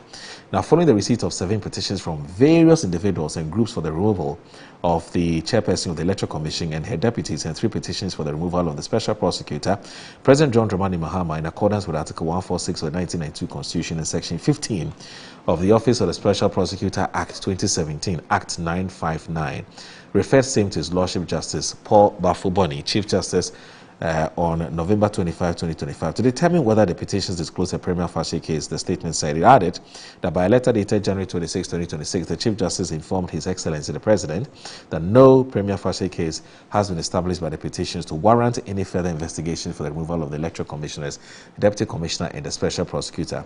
Now, President Mahama last December forwarded to the Chief Justice 10 petitions calling for blah blah. It goes ahead and ahead. It goes on and on and on. Now, Minister of State in charge of Government Communications, Felix Kwachofosu, who confirmed receipts of the petitions at the time, indicated that they were in the hands of Justice Paul Bafuboni, who was expected to deal with them in accordance with the law. Now, the confirmation came just a few days after news surfaced that an employee of the EC, Joseph Langsing Edumati, had petitioned the President to remove the EC chair and her 2 deputies. So that's it. Rashid, what do you make of this? Exciting news, or it's much ado about nothing? Yeah. Why? What's the point? No big deal. No. Okay. Not really. Let's just talk about a cocoa setter and forget about it. We'll talk about it, that's our next topic. But you were initially a little apprehensive when you heard that the petitions had been forwarded to the President for the removal of these persons, especially that of the Electoral Commission, on the back of what had happened with the Chief Justice, the former Chief Justice. And so some of your communicators, when they came on this platform, were saying that, well, you know, it's agenda setting, the government wants the EC chair out and the deputies because they don't trust them, etc., etc. In fact, some of them had even given up. For them, they thought they were gone. It turns out that the opposite has happened. And you're saying that no big deal? No. I'm one of those people who said that when I saw the petition about the EC chairs, The AC chairs, they are goners. They are gone. They are going to be gone. Yes, you had lost hope. I said that, yeah. Not that I lost hope. I just know that that's what they are shepherding the process to end as. And so for me, I looked at it as, a self-fulfilling prophecy. The petitions are just the vehicles that have come orchestrated by NDC elements to achieve a certain objective. And so for me, I didn't think they were going to end this way. But the point why I was telling you is much ado about nothing, what they have arrived at, is that there was no reason for this whole thing to begin with. Okay? These are orchestrated efforts. Just like the Chief Justice's own orchestration to be removed from office happened, that's the same thing they were going to do. But you see, the saving grace for the EC people, the OSP, as for the OSP, my understanding is that his process is not even conclusive. There are other petitions that are lurking in the woodworks. As for the EC people, I think it appears conclusive that they're not going to be gone. In fact, the saving grace for them is this albatross that the NDC is going to grab and put around its neck by being the first party in power that is shortchange cocoa farmers in a very drastic way. See, so they brought this thing here as a dead cat to, divert attention from that matter, to make it as if, look at them, they are good. They are not. Right. They were going to remove them. The only way they can equalize the scale is to bring back Chief Justice Geto Tokonu, who had done nothing, but yet they orchestrated and engineered her removal. There is no cause for that to happen. Right. Okay? Especially, Moro, if you are committed to building strong institutions, you don't intervene in the manner President Mahama did to remove Chief Justice. That is President Mahama's low moment in his government. That's a low moment in his personal legacy. That to be the president that removed a Chief Justice so violently. Right. Okay? All the while citing constitutional this, constitutional that. There was nothing constitutional about what they did. And when they asked, what part of Article 146 has been breached? Everything was breached. And that process is a sham. If this thing with the EC is to mean anything, they must restore the initial error they commit. That sin against the people of this country, against the growth and future of our institutions, they must reverse it. So for me, this is, some effort to divert attention from this whole debacle of having to shortchange cocoa farmers when you have promised them expressly that this is the price I'll give you. Okay? Look, maybe we'll come to the cocoa thing, but I was going to give you an example. Actually, But you see, this thing, so because you don't have time, this EC matter, this much ado about nothing, the NDC set out to remove all of them, but then they got to a point they realized that they're losing. They lost whatever goodwill they think they have. They lost it. If the NDC is thinking they still have any goodwill out there, they have lost it. Because the way they are approached this matters, particularly this cocoa farmers thing, they have lost it. Okay? So they better begin to do right. Otherwise, whatever they are setting up, it will collapse on their heads. Okay? So this whole EC thing is a sham. They are trying to use it to correct whatever errors they have committed along the line as they have come. Just a year, all these things have happened. So for me, it's much ado about nothing. Let's go to the more substantive to do with the future of our cocoa sector.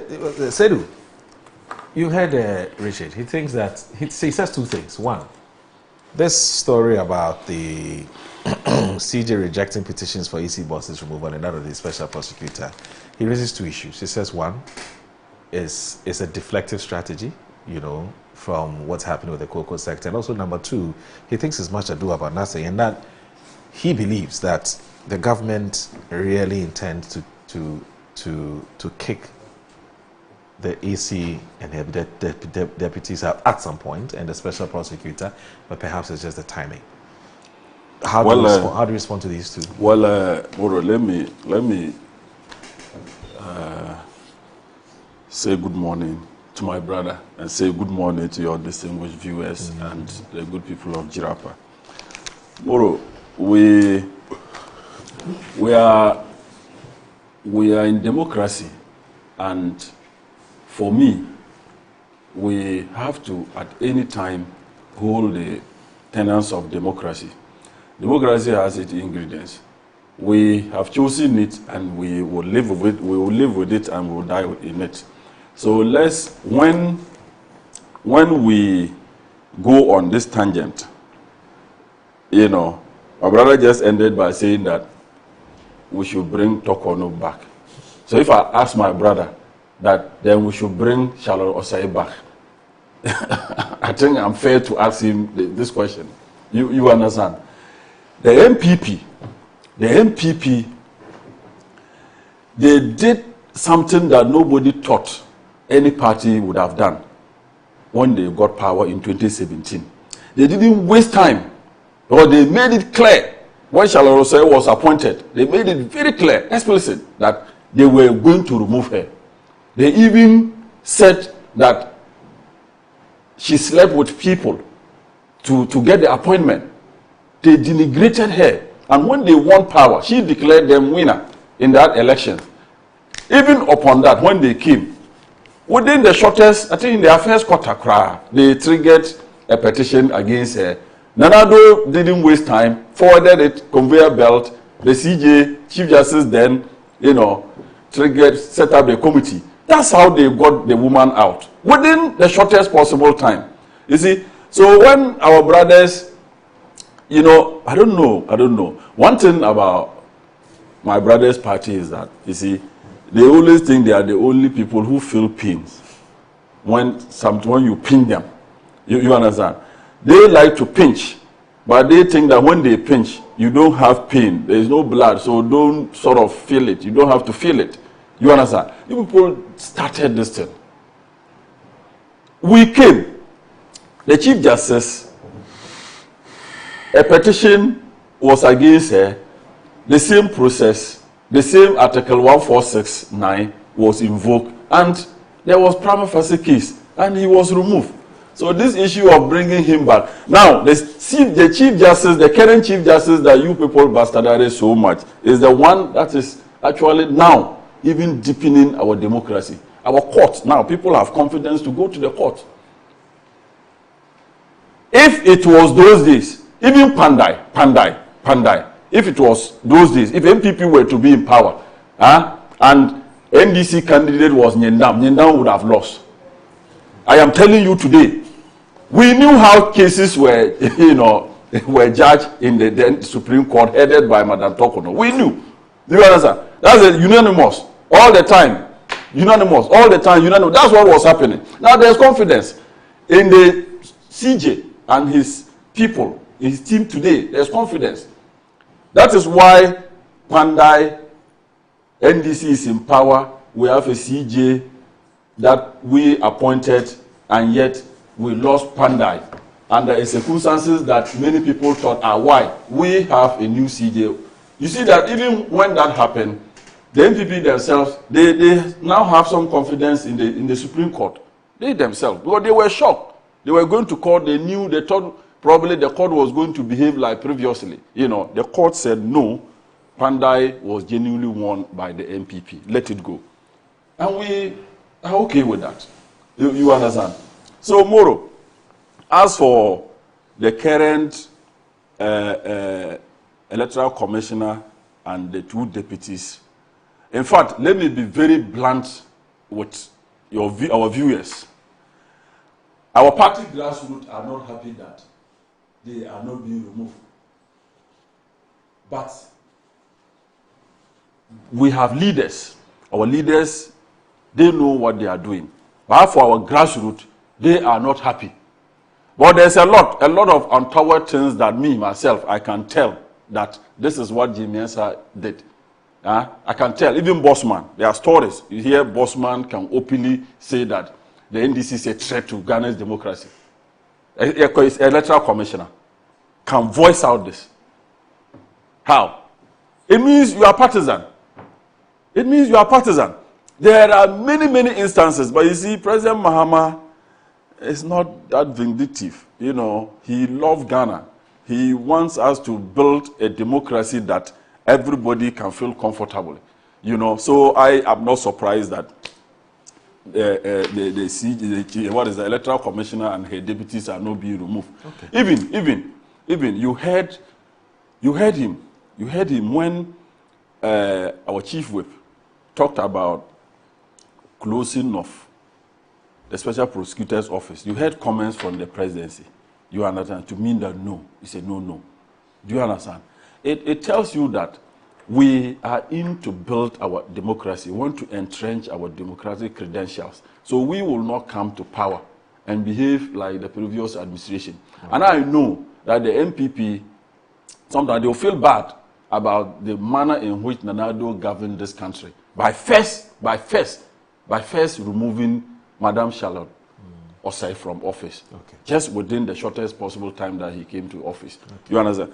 It's democracy. Democracy has won. Ghana has won. Right. It tells our people that it doesn't matter which party that you support. Let me tell you, Moro, if you are losing elections, your wife can be the electoral commissioner, but you lose. I am telling you, if you are losing elections, your wife can be the electoral commissioner, you will lose. You understand? But I just want us to be fair. I want the MPP to realize that they were not fair to Madam Charlotte Osei by removing that lady based on whatever petition that they made those drivers to write.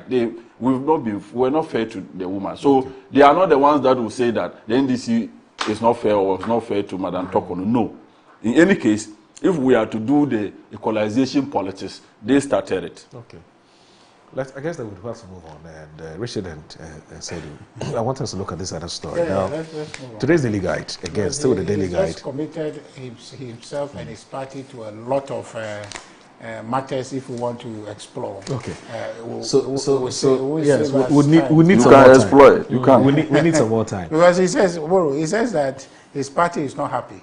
Yes. His grassroots party is not happy. Yes, he said they've been baying for the blood of his teacher and deputies. And then he also made it that President Mahama loved Ghana, which means that, but for that, his party, they want these things to be done. Confirming the position that indeed this is a political agenda. It's not. Move people. I said my party grassroots. The grassroots is not the leadership of the party. No, but you see, and in addition to that, Moro, he says that the EC cannot really affect elections for you. So what's the inconsistency, is making my head ache. Because what he says is that if you are losing the election, you are going into election, even your wife is the EC, she can, tilt the election for you. So exactly what is your claim? Maybe some advice is given to the party. All parties. No, it's a factual statement he's made.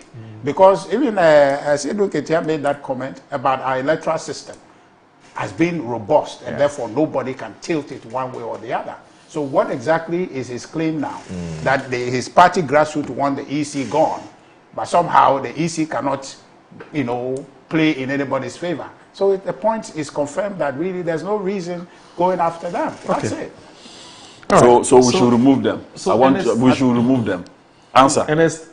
We should remove them. Well, that's your agenda. I cannot advise you on what you want. We haven't removed. They have not been removed. When we say you should it's not of you to applaud. It's not of you to applaud the president. You, like how? It's not of you to applaud the president. We told you. So talk to the cabinet. We told you not to remove Chief Justice. I can send it. Watch. I'm sending the petition again. Free. Yeah. I'll send a petition. No problem. If not me, I know some people will send petitions again. Moro, they can. Based on what Richard is saying on this platform. But Richard should be applauding President Mahama and the CJ. No, it's not up to President Mahama to determine anything with respect to the EC. So you should commend the Chief Justice. What difference? Commend him for what? For doing his job? Yeah, for yes. If somebody does his job well, wouldn't you tap the person on his back? No. They did well. No. I'm sure if they had come out with a prima facie case against this three, the narration would have been different this morning. I told you, my position was clear that they were going to let them go, and I'm telling you that what they have done now is a distraction. You understand? It's a distraction. So, Madam it's not honestly. Jim Mensah, my brother Richard is saying that huge people should have been sacked. But I've also even heard many MPP people said that they should be sacked. The woman should be sacked. I've heard that. No, we said just like you did. You are not following the argument. Just like you set out President Mahama himself, by his own hands, removed the Chief Justice, this was going to be a naturally fulfilling prophecy that you go and remove them too. No. So because there was a prima facie case. There was a prima facie case against Madam Tokono. For these people, we haven't been able to establish. The Chief Justice have not been able to establish any case against them. So we cannot remove them. We will not do it the kangaroo way. No, we are not. After you have done the Chief Justice one the kangaroo way. The Madam Charlotte Osai one. Chief Justice one. Madam Charlotte Osai one. How did you do it? You see, I have a difficulty anytime we're having a conversation forward and you're going back. How? Assuming how? There's always been history. Now, assuming I've been we on have this to. platform. That's why there's history. No. Oh, I've been on this platform and I've made the point that, given the choice, that Charlotte Osei thing, with all the deficit and the challenges that went with it, because we want to build a strong institution, that will not happen. Now, you learning from hindsight, you should repeat the same thing. When we are talking about you are going back how? What you were yesterday, you can't aspire to be yesterday. You want to be future. So you see, keep going back and talking this day about Charlotte. No. She's gone. So, we're looking forward. You started. If we're looking forward, you mentioned Tokono. Tokono is gone. No. Why did you mention Tokono? You brought this politics. You mentioned that. You talked about Tokono. So if we were to be going forward, you should not have brought up Tokono in. Because Tokono right now, she's gone. No, she's in court. Protesting she's the gone. matters. She's gone. That's the reason she's why gone. you remove Is she the Chief Justice? You are not interested in following. So here, I'm telling you, the person who removed her is President John Dramani Mahama. President John Tokono is Mahama. Hold on. But this one is Bafubone. Is Akufo-Addo still the president of this country? Can Akufo-Addo restore anything? My brother. But what Akufo-Addo's actions and inaction can help Ghana do today is for the president now to look at those things and be advised by them.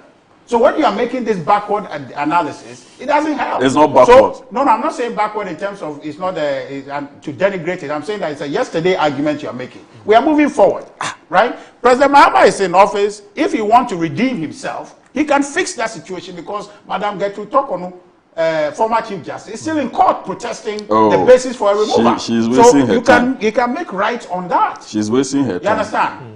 Yes, of course, because you are determined to remove her, you have done it. So she's wasting her time trying to assert her rights. That one, I agree. You won't bring her today, you won't bring her tomorrow. But what you have done remains the worst thing anybody has done to our democracy to date in this Fourth Republic. That's a fact. Why? Without elections, we don't have democracy. You removed electoral commissioner. Without elections, there is no democracy. I'm saying that's a yesterday argument. Why? This it's one too. I said the woman is also gone. And so that's why it's also yesterday's argument. So if you come to state it here, well, Ghanaians will make the judgment. when you have, honestly, my brother Richard knows very well that there's confidence in the Supreme Court now. There's confidence in our court system now, and they have even benefited from it. All right. They want with bringing Justice Bafubone.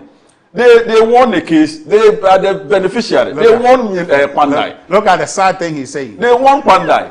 You know what they took Kwesi through? Yachi Kwesi. Look at the sad thing you are saying. A man who actually have something to prove that he was, renouncing his Canadian citizenship. He has everything to prove. Yeah, you people took this old man left, right, made him. Oh my God! Anytime he goes to any court, he's thrown away. You did it. Eventually, you overturned the verdict, and he had to go for a by-election again. Okay. You understand? We will not do that. You people, you did things in this country, and yet you always think that we are not helping matters. We will not do things untoward.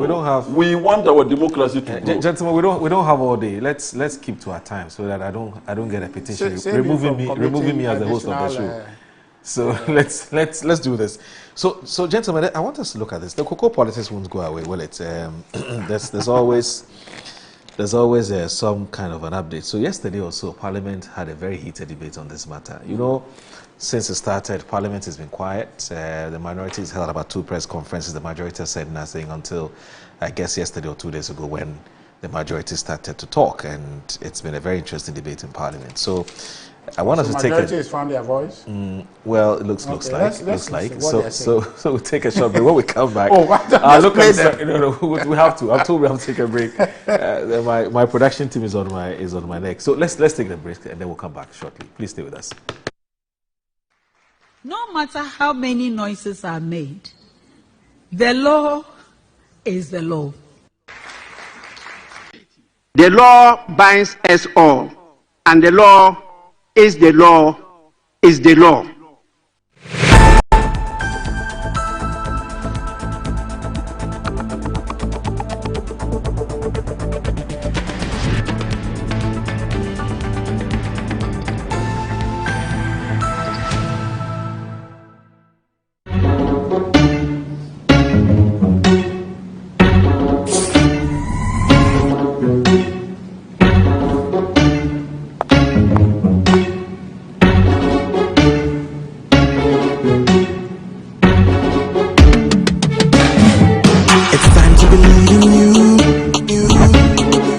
We are changing, so should you.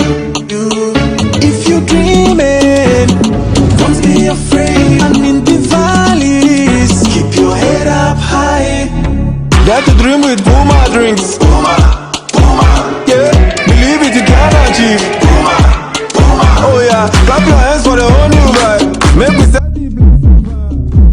Oh yeah, come alive. Let me hear you.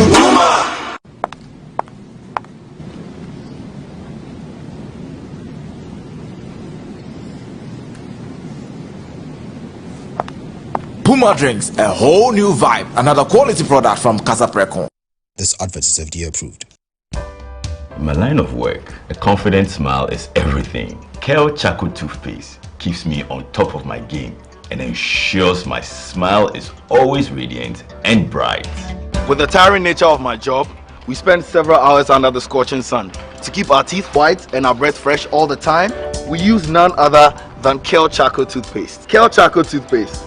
You're on a Kessie and in a kit one. Samayo kendini, ehu behia, semecha sapapadia to amame manfo. Kel Charcoal's natural ingredients, ene bombe se ho ban, emane sweng, ne sansu mama hotoso e wo bedwam. Kel Charcoal Toothpaste. Choose Kel Charcoal Toothpaste for anti-cavity, whiter teeth, and fresher breath all day. Available in 80-gram and 150-gram. Grab yours today. Kel, happy smile. This advert is FDA approved.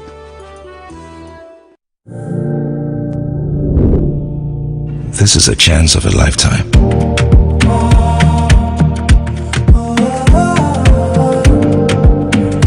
My opportunity.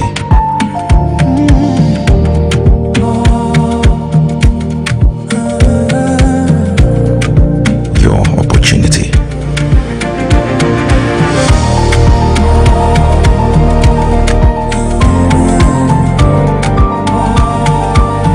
Let's build Ghana together. Come on, let's go.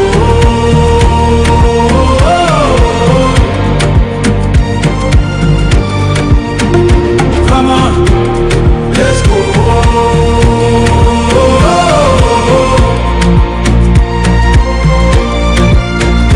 Come on, let's go.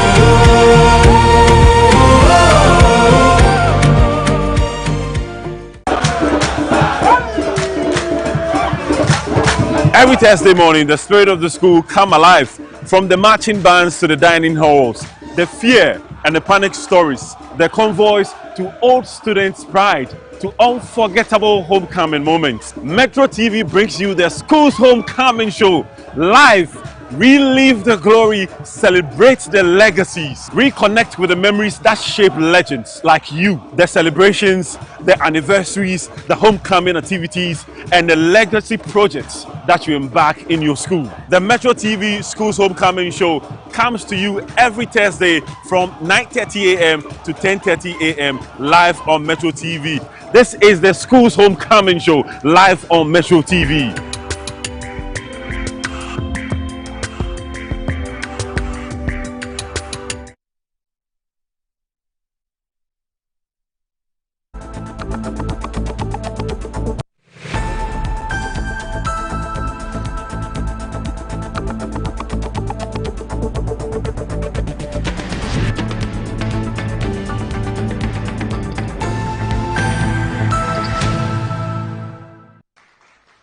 matter how many noises are made, the law is the law.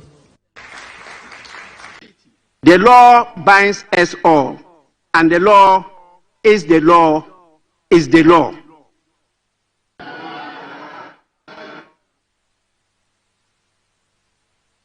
Those who said, and the law is the law, did not complete the sentence.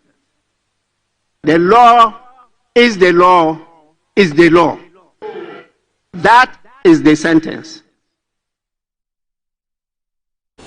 You're watching Good Morning Ghana on Metro Television. I'm still here with Richard Ahiagba, who's the Director of Communications of the New Patriotic Party, also a businessman. But I won't tell you what business he does because he's not giving me the permission to do so.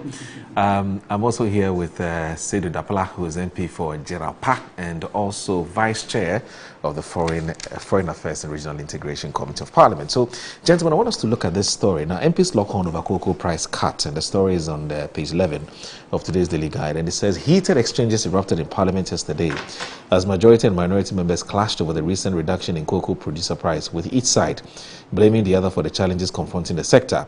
The MP for Damango, Samalabu Jinapo, described the price cut as a direct result of gross mismanagement and poor judgment by the current administration. According to him, the crisis in the cocoa sector has nothing to do with external shocks, but rather the government's failure to properly understand the international cocoa trading dynamics.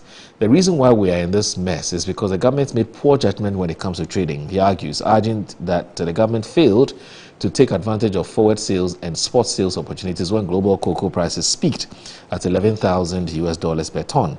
Mr. Jinapo stressed that the cocoa industry predates Ghana's independence and remains central to the country's economy, with about 1 million Ghanaians directly and indirectly engaged in the sector, representing nearly 4 million livelihoods. He also rejected claims that mounting debt was responsible for the price cut, noting that previous administration, including that of former President Akufo-Addo, inherited significant cocoa sector debts but still maintained or increased producer price.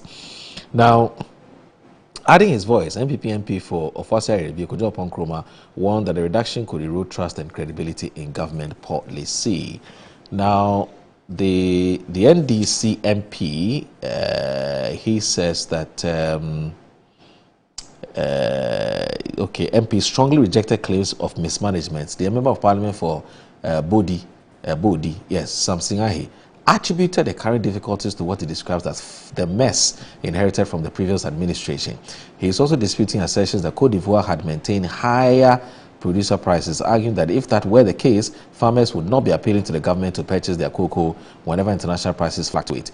Mr. Ahi further alleges that under the previous government, significant loans were contracted for cocoa rehabilitation and procurement, including facilities for African development, but the intended outcomes were not fully realized. Well, we also told that Eric Affo, who is the NDC MP for Amenfi West, accused the MPP of hypocrisy, claiming that during its tenure, it collapsed produce buying companies and mismanaged substantial cocoa-related financing. Now, in a related development, the City Newsroom is reporting that Ivory Coast is considering reducing the guaranteed farm gate price paid to its cocoa farmers to align with Ghana as the world's two largest cocoa producers grapple with a deepening crisis in the sector, according to a Reuters report. The report said senior Ivorian officials indicated that all options are under consideration as the government debates whether to follow Ghana's recent decision to cut its producer price by 28.6% for the remainder of the 2025-2026 main crop season. Ghana announced the reduction as part of the efforts to adjust the sharp decline in global cocoa prices in coordination with Abidjan. The discussion between Ghana and the Ivory Coast, as well as internal deliberations within the Ivorian government, had not previously been made public, Reuters reported. Under the Ivory Coast Ghana Cocoa Initiative, ICCG, the two countries, which together account for about 60% of global cocoa output, have been working closely since the onset of the crisis. And I quote them, quote, "We have put all options on the table and discussions are progressing well.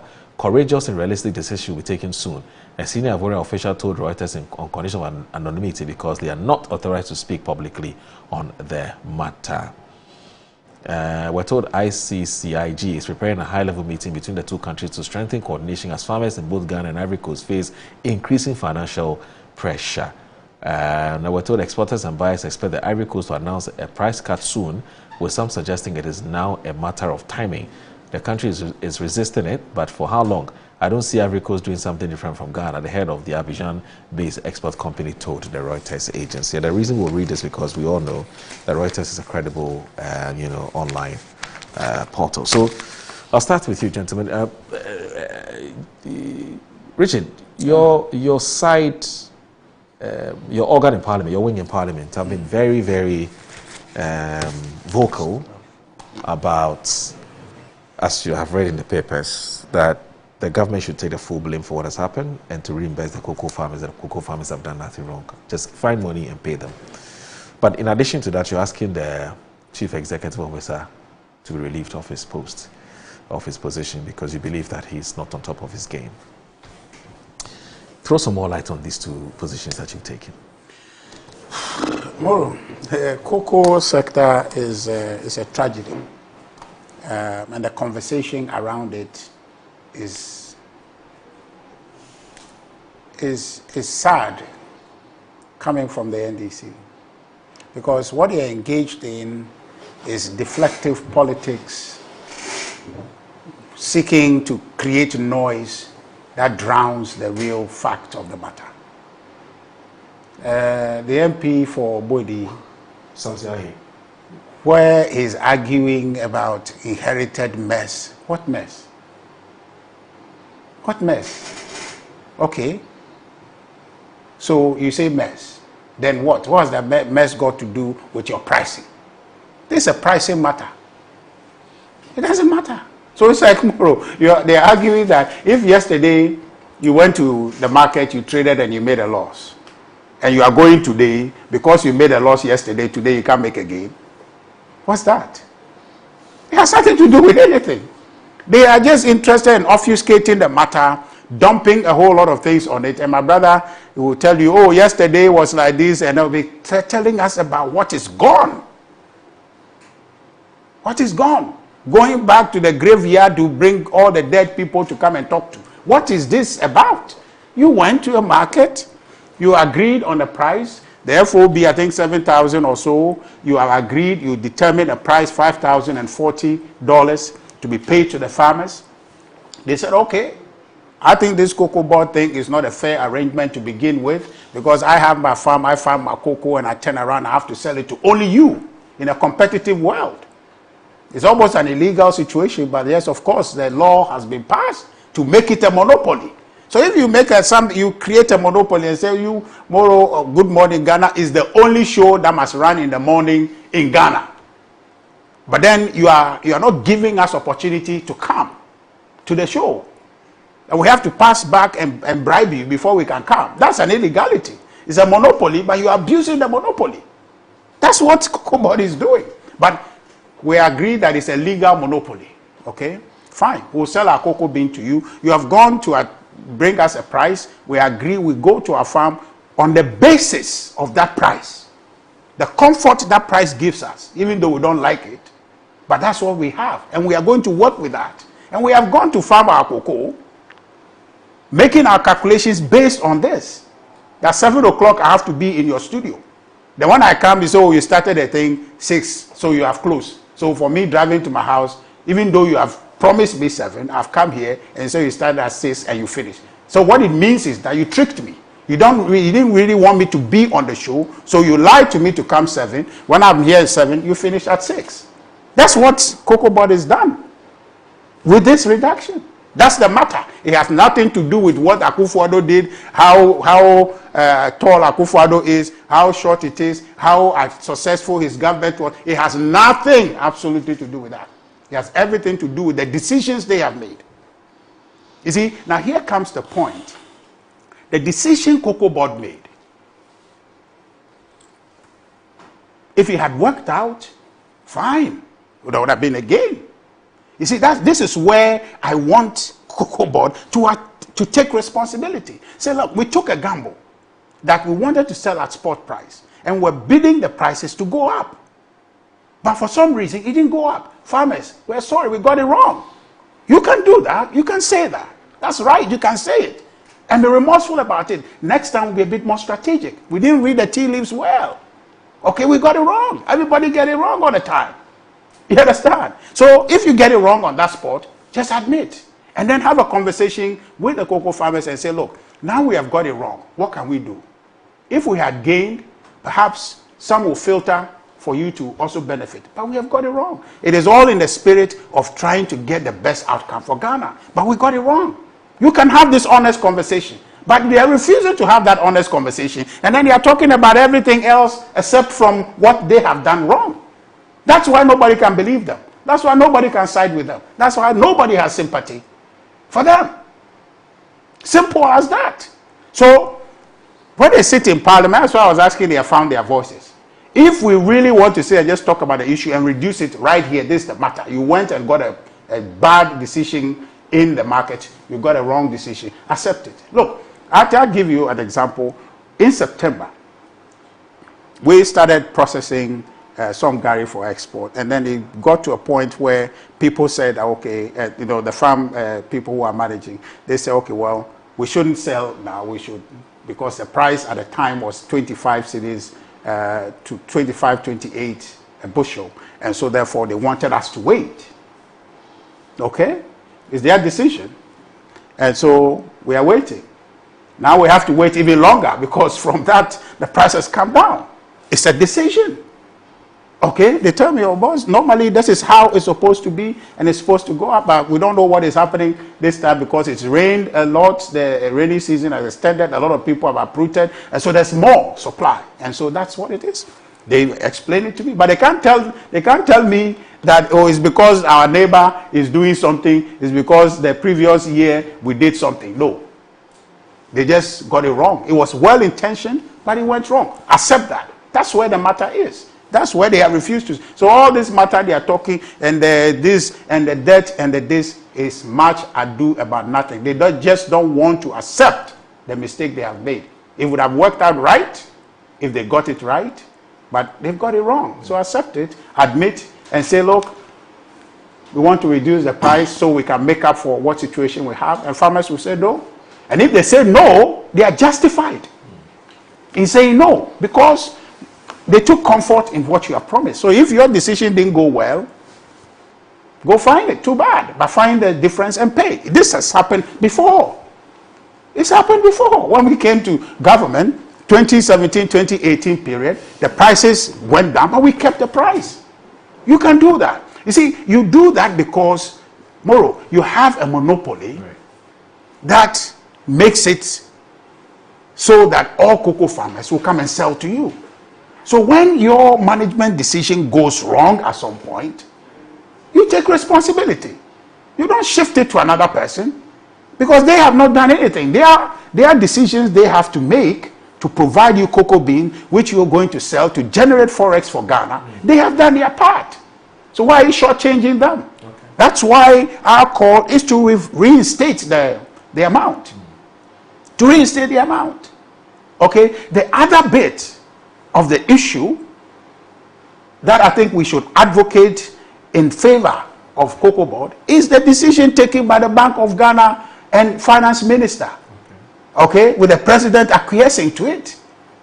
Okay? Coming to office and artificially trying to show off and say, oh, we'll show MPP because the currency was 14 to dollar, was 14 cedis, and so, and by MPP, we're going to bring it down. Without thinking a bit longer about it to see the ramification of that on enterprises like Cocoa Board. Because Cocoa Board is an export company. Okay? That's an export enterprise. So with that export, once your currency strengthens, it weakens Cocoa Board's position. That's why you've heard Dr. Randy argue that, that Ghana's cocoa has become expensive. The simple reason why it become expensive is that our currency has strengthened.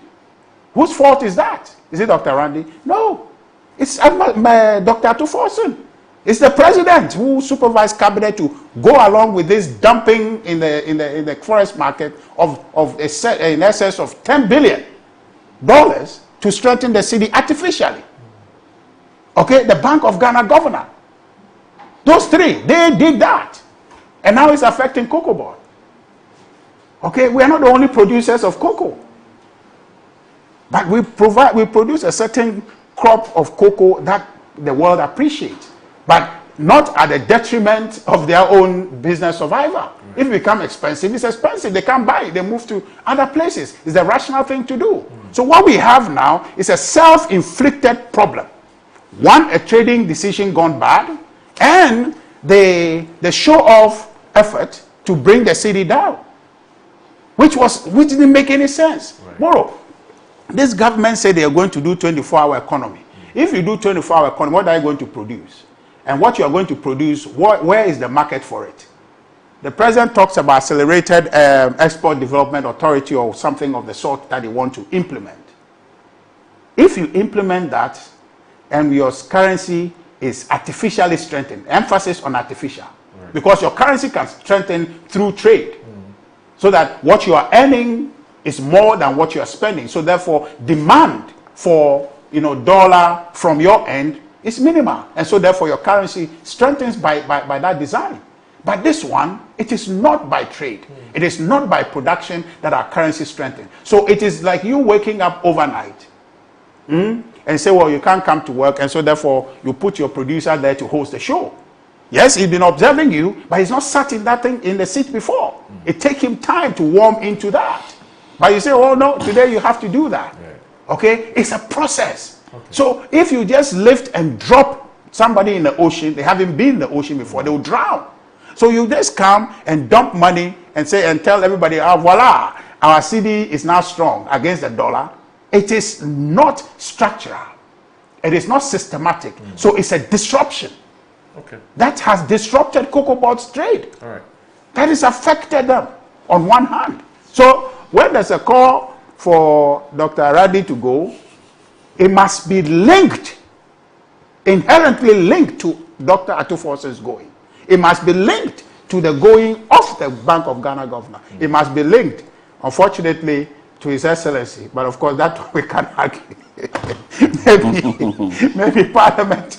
But the NDC has majority. So there must be a process in Parliament to impeach the president for doing that. If we must have this conversation further that Dr. Rakiabe must go, then all this group of people must go for it to make sense. Otherwise, it doesn't make sense. Otherwise, you are picking on one person because you think that you can sacrifice that person. But the problem we have here, we have an hour for this conversation, and so we have 30 minutes for this. We've done 15 minutes, so I'll leave them with 15 minutes for Seydou. Well, no, give him 10. He can't do all. Oh, how? Yes. Well, he's going to talk about yesterday. Well, yesterday is so important. That's why if there was no yesterday, there won't be tomorrow. There won't be today. Because there's yesterday, then we have history. History is important. Understand? What I want to say is that this is Moro. I think the MPP should be very grateful to the NDC for trying so hard to clean their mess. You see, Moro, the MPP, their style of managing Cocoa Board itself was so problematic to the extent that, Moro, I'll show you a video where Engineer Kobina Ajay Ajapong, just the past flag bearer, one of the aspirants, took a bite on the former chief executive, Joseph Boahene. I have the video here. He said, that was his 6th year as a chief executive. He said consistently, Cocoa Board has been incurring losses. Just take money and go and buy cocoa. I've seen the video. That you sit there and for 6 years, Cocoa Board has been incurring losses. What's his business? He should be kicked out. You understand? So the MPP, they themselves, members of the MPP themselves, got to realize that the former chief executive was mismanaging Cocoa Board. And they called for his removal. They are party people. I'm not the one saying that. You understand? Moro, I want to ask my brother, how come that they lost the syndicated loan? How come that they couldn't get syndicated loan to purchase cocoa? And they did forward sale of cocoa to the tune of, you took money from your lenders, buyers, in advance. You did forward sale, 2023, 2024. You said you took money to the tune of, and said you were providing them with 760,000 tons of cocoa. You could not produce, you couldn't get all you did short of 330,000 tons of cocoa. How did that occur? If it is not mismanagement, if it is not recklessness, what is this? This one, my brother said we shouldn't talk about it. My brother is saying we shouldn't talk about it.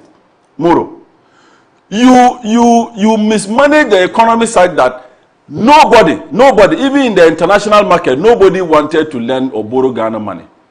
Nobody. We're not credit worthy. Both locally. You remember even the commercial banks in Ghana, the local banks, they took so much money, loans from them, they couldn't pay. They couldn't pay. Syndicated loan, they couldn't get it. So they were compelled to do forward sale.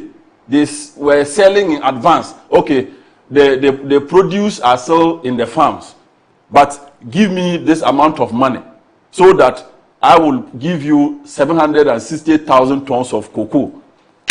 You couldn't, you took the money. All of that money, all of that decisions that you people took, what is it? Is it not mismanagement? It's mismanagement because you could not produce the cocoa to the people. So you owe. So these are debt. These are debt things that you bequeathed to the current administration. Now, President Mahama is saying that, look, let's take a radical decision. Let's revitalize the cocoa sector. Let's reorientate, because you can't be doing the same thing all the time and expect different results. We've been doing these same things all the time. So President Mahama is saying that, look, it's about time for us to refine our cocoa. Let's stop exporting raw cocoa. Even if we will export, but at least some 50-60% of cocoa should be refined in Ghana here. And I think it's a good call that my brother should support. You know one thing about President Mahama, for him, when he inherits a situation and the last time when he came into government and there was doomsday, he took, serious decisions, policies to clear. That's why we brought Esla at the time, and they benefited so much from it. It's the same thing President Mahama wants to do. You mess up the cocoa sector, he's saying that, look, let's reorganize the cocoa industry. Let's ensure that we establish factories that we can refine cocoa in this country. That is what we're living in as more foreign exchange than just, exporting it raw like that. What is that? So for me, if it is anybody who mismanaged Cocoa Board, who should have been sacked and wasn't sacked, it is the former chief executive, not Randy Abbey. Dr. Randy Abbey, for him, I think he's a problem solver. That's how I look at him. So he didn't want to come out and be complaining that this is the mess that MPP left and all of that. He just tried to solve problems. One of the mess was cocoa rows. Cocoa rows. In their own budget.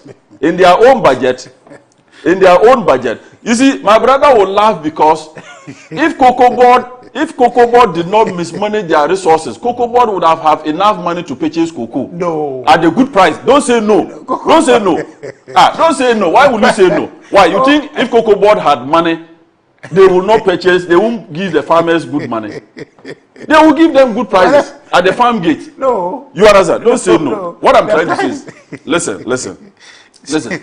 Moro. The history is okay. That solves the problem of why you have reduced the price. As for the price, I'm telling you why okay, let me ask you a question. Yes. When you did the forward sale and couldn't provide the beans to the people you took the money from, that balance of beans, is it not a mess? No. Was it not a mess? No, it's not the first time. It's been happening. So what has been happening? When did that happen? Tell me when did that happen? It only happened under your watch. We inherited that. It happened under your watch. Moro, because he said that. Read Reuters. Okay, Moro, read Reuters. No, come on, let me help you. So let me finish. Let me finish, then you come. No. Let me finish, then you come. Let me finish. So Moro, so you see, Randy he's a problem solver. So he decided that, look, don't come to be complaining about the problems in Cocoa Board. Let me find a way to deal with the problem. Then the MPP, somebody is clearing your mess, and you now are calling on his head. You are calling for his head. You understand? That is Cocoa Board, when they came in. That is dishonesty on your part. No, I'm coming. When they came, you are the least. You see, you shouldn't be the people. You listen. You should not be the people to be calling for the head of the Keren Cocoa Board chief executive. Because that's okay. The truth of the matter is that you know, my brother Richie knows that you didn't manage Cocoa Board well. It's you not know. true. Your own party people. I've given you an example. I say your own party people said that for consecutive 6 years, Cocoa Board this is losses. March 29, 2017. Oh, don't interrupt. Don't interrupt. Moro, another. So for me, let me upload Cocoa Board. And one of the novelty they've done too is that Cocoa Board, honestly, if you look at how it's been managed, is also overstaffed. The price you have reduced. I am coming. What has that got to do with it? What are you talking about? The price you but if you reduce the price. That's what we are talking. You have to answer that question. Richard. Has Kojo Chumbafo tested you? Richard. Yes. He has. Richard. He hasn't checked his forehead. He's Richard. No. What I want you to know is that, listen, Richard, don't go there. You listen. Don't be there wasting me. You want my time to go. No problem. You see, what I want you to know is that let me also commend Cocoa Board, the chief executive, the senior management for taking a cut of 20% and then senior staff 10%. And I am told that it will save Cocoa Board some 5 million Ghana cedis every month. That I can tell you, that excites Richard a lot. This is something that they never did. You see, Moro, one thing about Cocoa Board, that if you know Cocoa Board, their staffing situation. If the staff of Cocoa Board are 10,000, I can tell you 8,500 are senior management or senior staff. That is the problem of Cocoa Board. So you see people as young, less than some even are 35, they are directors. And it comes with so much perks. You understand? It comes with so much perks. I have friends. Oh, what are you talking about? If you mismanage an institution, so it will affect prices. It will affect prices. That's why you reduce the price. Why wouldn't it not affect prices? That's why you reduce it. It will affect prices. No, you don't know why you reduce it. Why? Why wouldn't it affect prices? It won't affect it. Why won't it affect because prices? The price in question is a 2024, a 2025, 2026 pricing. You had given the price already. What has happened is the world market price of cocoa it fell. It fell, yes. And you see, hold on, yes. You lock in the price to the cocoa farmer. You lock in the price. And they have gone to produce based on that. Okay, like you this morning, when you woke up from your house and you were dressing this way to come. And you come and Moro comes to tell you, meet you at the entrance and say, good morning, Ghana is cancelled for today. But they didn't tell you. On the basis that you are having good morning, Ghana, today, you have come. But then they cancel the thing without telling you. That you are supposed to know, or yesterday we canceled it, so you should know. But if the circumstances of Metro TV cannot let them have the program, they will cancel it. Cocoa Board made a wrong trading decision. That's the matter. Focus on that one. And that decision went bad. And so therefore, the price they anticipated, they want to pay, the price has dropped. Yes. So if that is the problem, admit it. Admit it. Simple. Say that we have made a mistake, miscalculation. So we got it wrong. Forgive us. Period. We haven't made any mistake. The price dropped. That is why the farmer will not forgive you, because no, don't say that. The farmers know very well. Don't say that. You are not. Do you know as we speak, we are demonstrating? Don't say that. It doesn't matter, because you are the people misinforming them. You are not helping Cocoa Board this morning. Don't say that I'm not helping Cocoa Board. Even more mess. No, I'm not creating any mess. I'm not creating any mess. The Cocoa Board, the cocoa farmer knows. The cocoa farmer knows very well that you people mismanage Cocoa Board. They know that very well. Okay. So they are not surprised that we are in this mess. If the international prices fell, if the prices fell, we have to be honest with the people by giving them the price that the government can pay. Now you have to be fair. You are donating our time. You see, this you are doing the Cocoa Board thing. You promised us we are coming here. What's the time on our flyer? Okay, what the time do you put on our flyer? You said we close at 10. And then you have come a bit. But he announced that we close at 9:30. Yeah, no, but the time on the flyer they gave us is 10. So when you have negotiated with us to close early, you don't force it. Just like what Cocoa Board did, you cut people's prices and force them to accept it. Okay. When we are talking, you bring Honorable Dapla to come here and argue against their interests. You understand? Who said I'm arguing against their interest? That's what you have done. So give us one more minute. Let me explain something to my brother. I am the one person I would defend Dr. Randy any day. I know he's a very good friend. Okay, yeah. So and that's the point we are making, that it's a decision gone wrong. I mean, people get things wrong. Okay. When things go wrong, accept it. Okay. It is not a question of competence or incompetence. Okay. The decision they made could have given us a payoff if we had kept the prices were stable. All right. Okay, but when we get it wrong, let's admit it. Okay. Okay, history can guide them, and I believe that when it came to DDP, the approach to it, the information, how we ought to have engaged people, we didn't. They should have learned from that to say that, look, farmers, we got it wrong. Come around the table. Let's see how we can fix this. Richard, let me do this. Eugene Gandambi, it says that good morning, Metro TV and Mr. Audu. Please extend my regards to Honorable Klaatu Seidu. I'm puzzled by Mr. Richard Akinagba's claims. His boss, Ekufuado, got faceless people to make false accusations against Mami Charlotte, leading to a removal. Though some of us aren't happy with the outcome of the petitions, we know democracy has won. That's from Eugene. It says under JM, we're witnessing democratic rules. This one from JC Buakun, political marketing expert. It says the most difficult work now is being an NDC communicator. You go explain Taya. The most annoying aspect is the level of arrogance they even talk to Ghanaians and especially cocoa farmers. In political communication, as a marketing expert, you don't calm people down with high pitch and high pitched tone. Their posture and utterance is rather getting cocoa farmers angry. Now, Samako Kelly says, good morning, Moro. As CJ says, the deliberate treatment meted out to the people of Sal and the huge level of incompetence displayed by Madam Jean Mensah and her deputies doesn't meet the threshold for dismissal from office. One wants another person to do same, and even worse in the future. It's important for each and every one of us to be mindful of what posterity holds for our actions and inactions. And finally, Mansa Musa says that please tell Richard Akinagba, my good friend, that he's one of the worst contributions since the TV3 debacle, when he couldn't point a single infrastructure built by MPP in his home constituency. Gold has been used to stabilize the currency and to that extent shore up the economy. That's Mansa Musa. And then this one, Kofi Apanu. Oh, so your very good friend, Kojo Chumbuafo. Let me just read Kojo Chumbuafo's thing and then we can... So Kojo Chumbuafo says that, good morning, Mura. I don't understand why the MPP and their assigns fail exams. Kindly tell Richard the topic was about the petitions that were sent to the president about 2 Article 71 holders. It wasn't about cocoa. Your cocoa policy is already dead on arrival. Please tell Richard that the next time he goes to hold court on the cocoa farm, he should bring me back yam from the cocoa farm.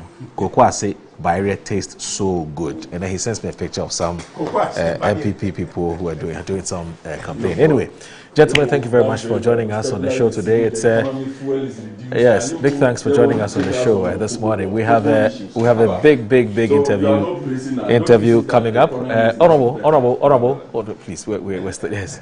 We have a big interview coming up. I told you about the school homecoming event that we're championing on our platform, which is Metro TV.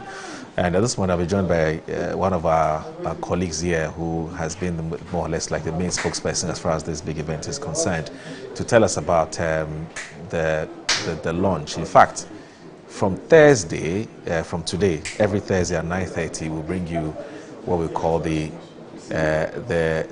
Metro TV homecoming, school homecoming episode. Basically, that's what it's going to be. So let me just do the...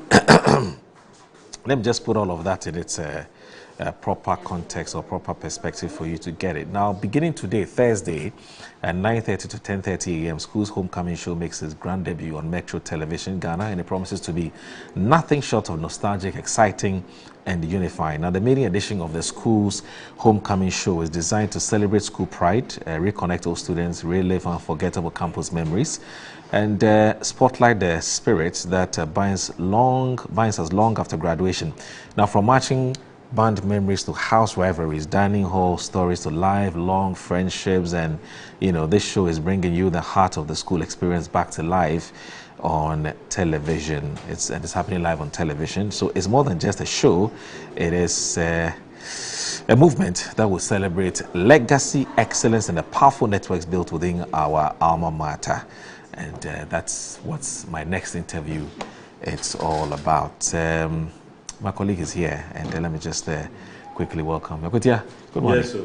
I hope you're doing very well. I'm doing very well. Yes. And I can see that you're also doing very well. I'm doing very well. We've gotten, we're shaking Accra. We're shaking Ghana. I mean, the good news is, I mean, we're here to relive the memories that sometimes we tend to forget. But these are memories that built us from one life stage to another. Yeah. So that's why we're here this morning, is the School's Homecoming Show, live on Metro TV, just like you said, from 9:30 to 10:30 a.m. every Thursday. And we are grateful, I mean, we are grateful to the schools. I mean, they are really calling in, and they're all making sure that they join us as we celebrate them and relive the memories that actually made legends out of them. So this morning, we have two wonderful schools that will be joining us in the studio, and we're going to have a great conversation. It's going to be extremely exciting because, I mean, who has the bragging rights as the best girls' school in Ghana? The two of them were telling me before, you know, they join us on set, and we're going to be finding out in some few moments to come. I'm sure that Chrissy would have some few words to share with us before our wonderful guest joins us this morning. Yes. You know, initially when he joined you, I thought, you know, as he does best, supervising and making sure that things are done properly. So I thought that's what he was going to do today. And I just found that apparently he's also one of the arrowheads when it comes to communicating what we're doing today. It's good to see you. I hope you're doing very well. I am good. I'm doing very well. How are you doing? Apparently, I'm told the plan is to sack me from here. Yes. Oh, so let's put it this way: that we are breaking or premiering the program. Okay. This is the initial show, and so if you see me here, I'm not here because I want to be part of the show. I am not, and I cannot. Right. We are making sure it's happening. Like when you are on all the time, ours is to make sure that you are having a good day. Right. And, having everything flow for you. So that's exactly what we are going to do. Okay. But for the first of its kind, the first to be on Metro TV, the first to be on Ignite platforms, it's important that we let people know what's happening. We've already launched it with you. Yeah. And you wanted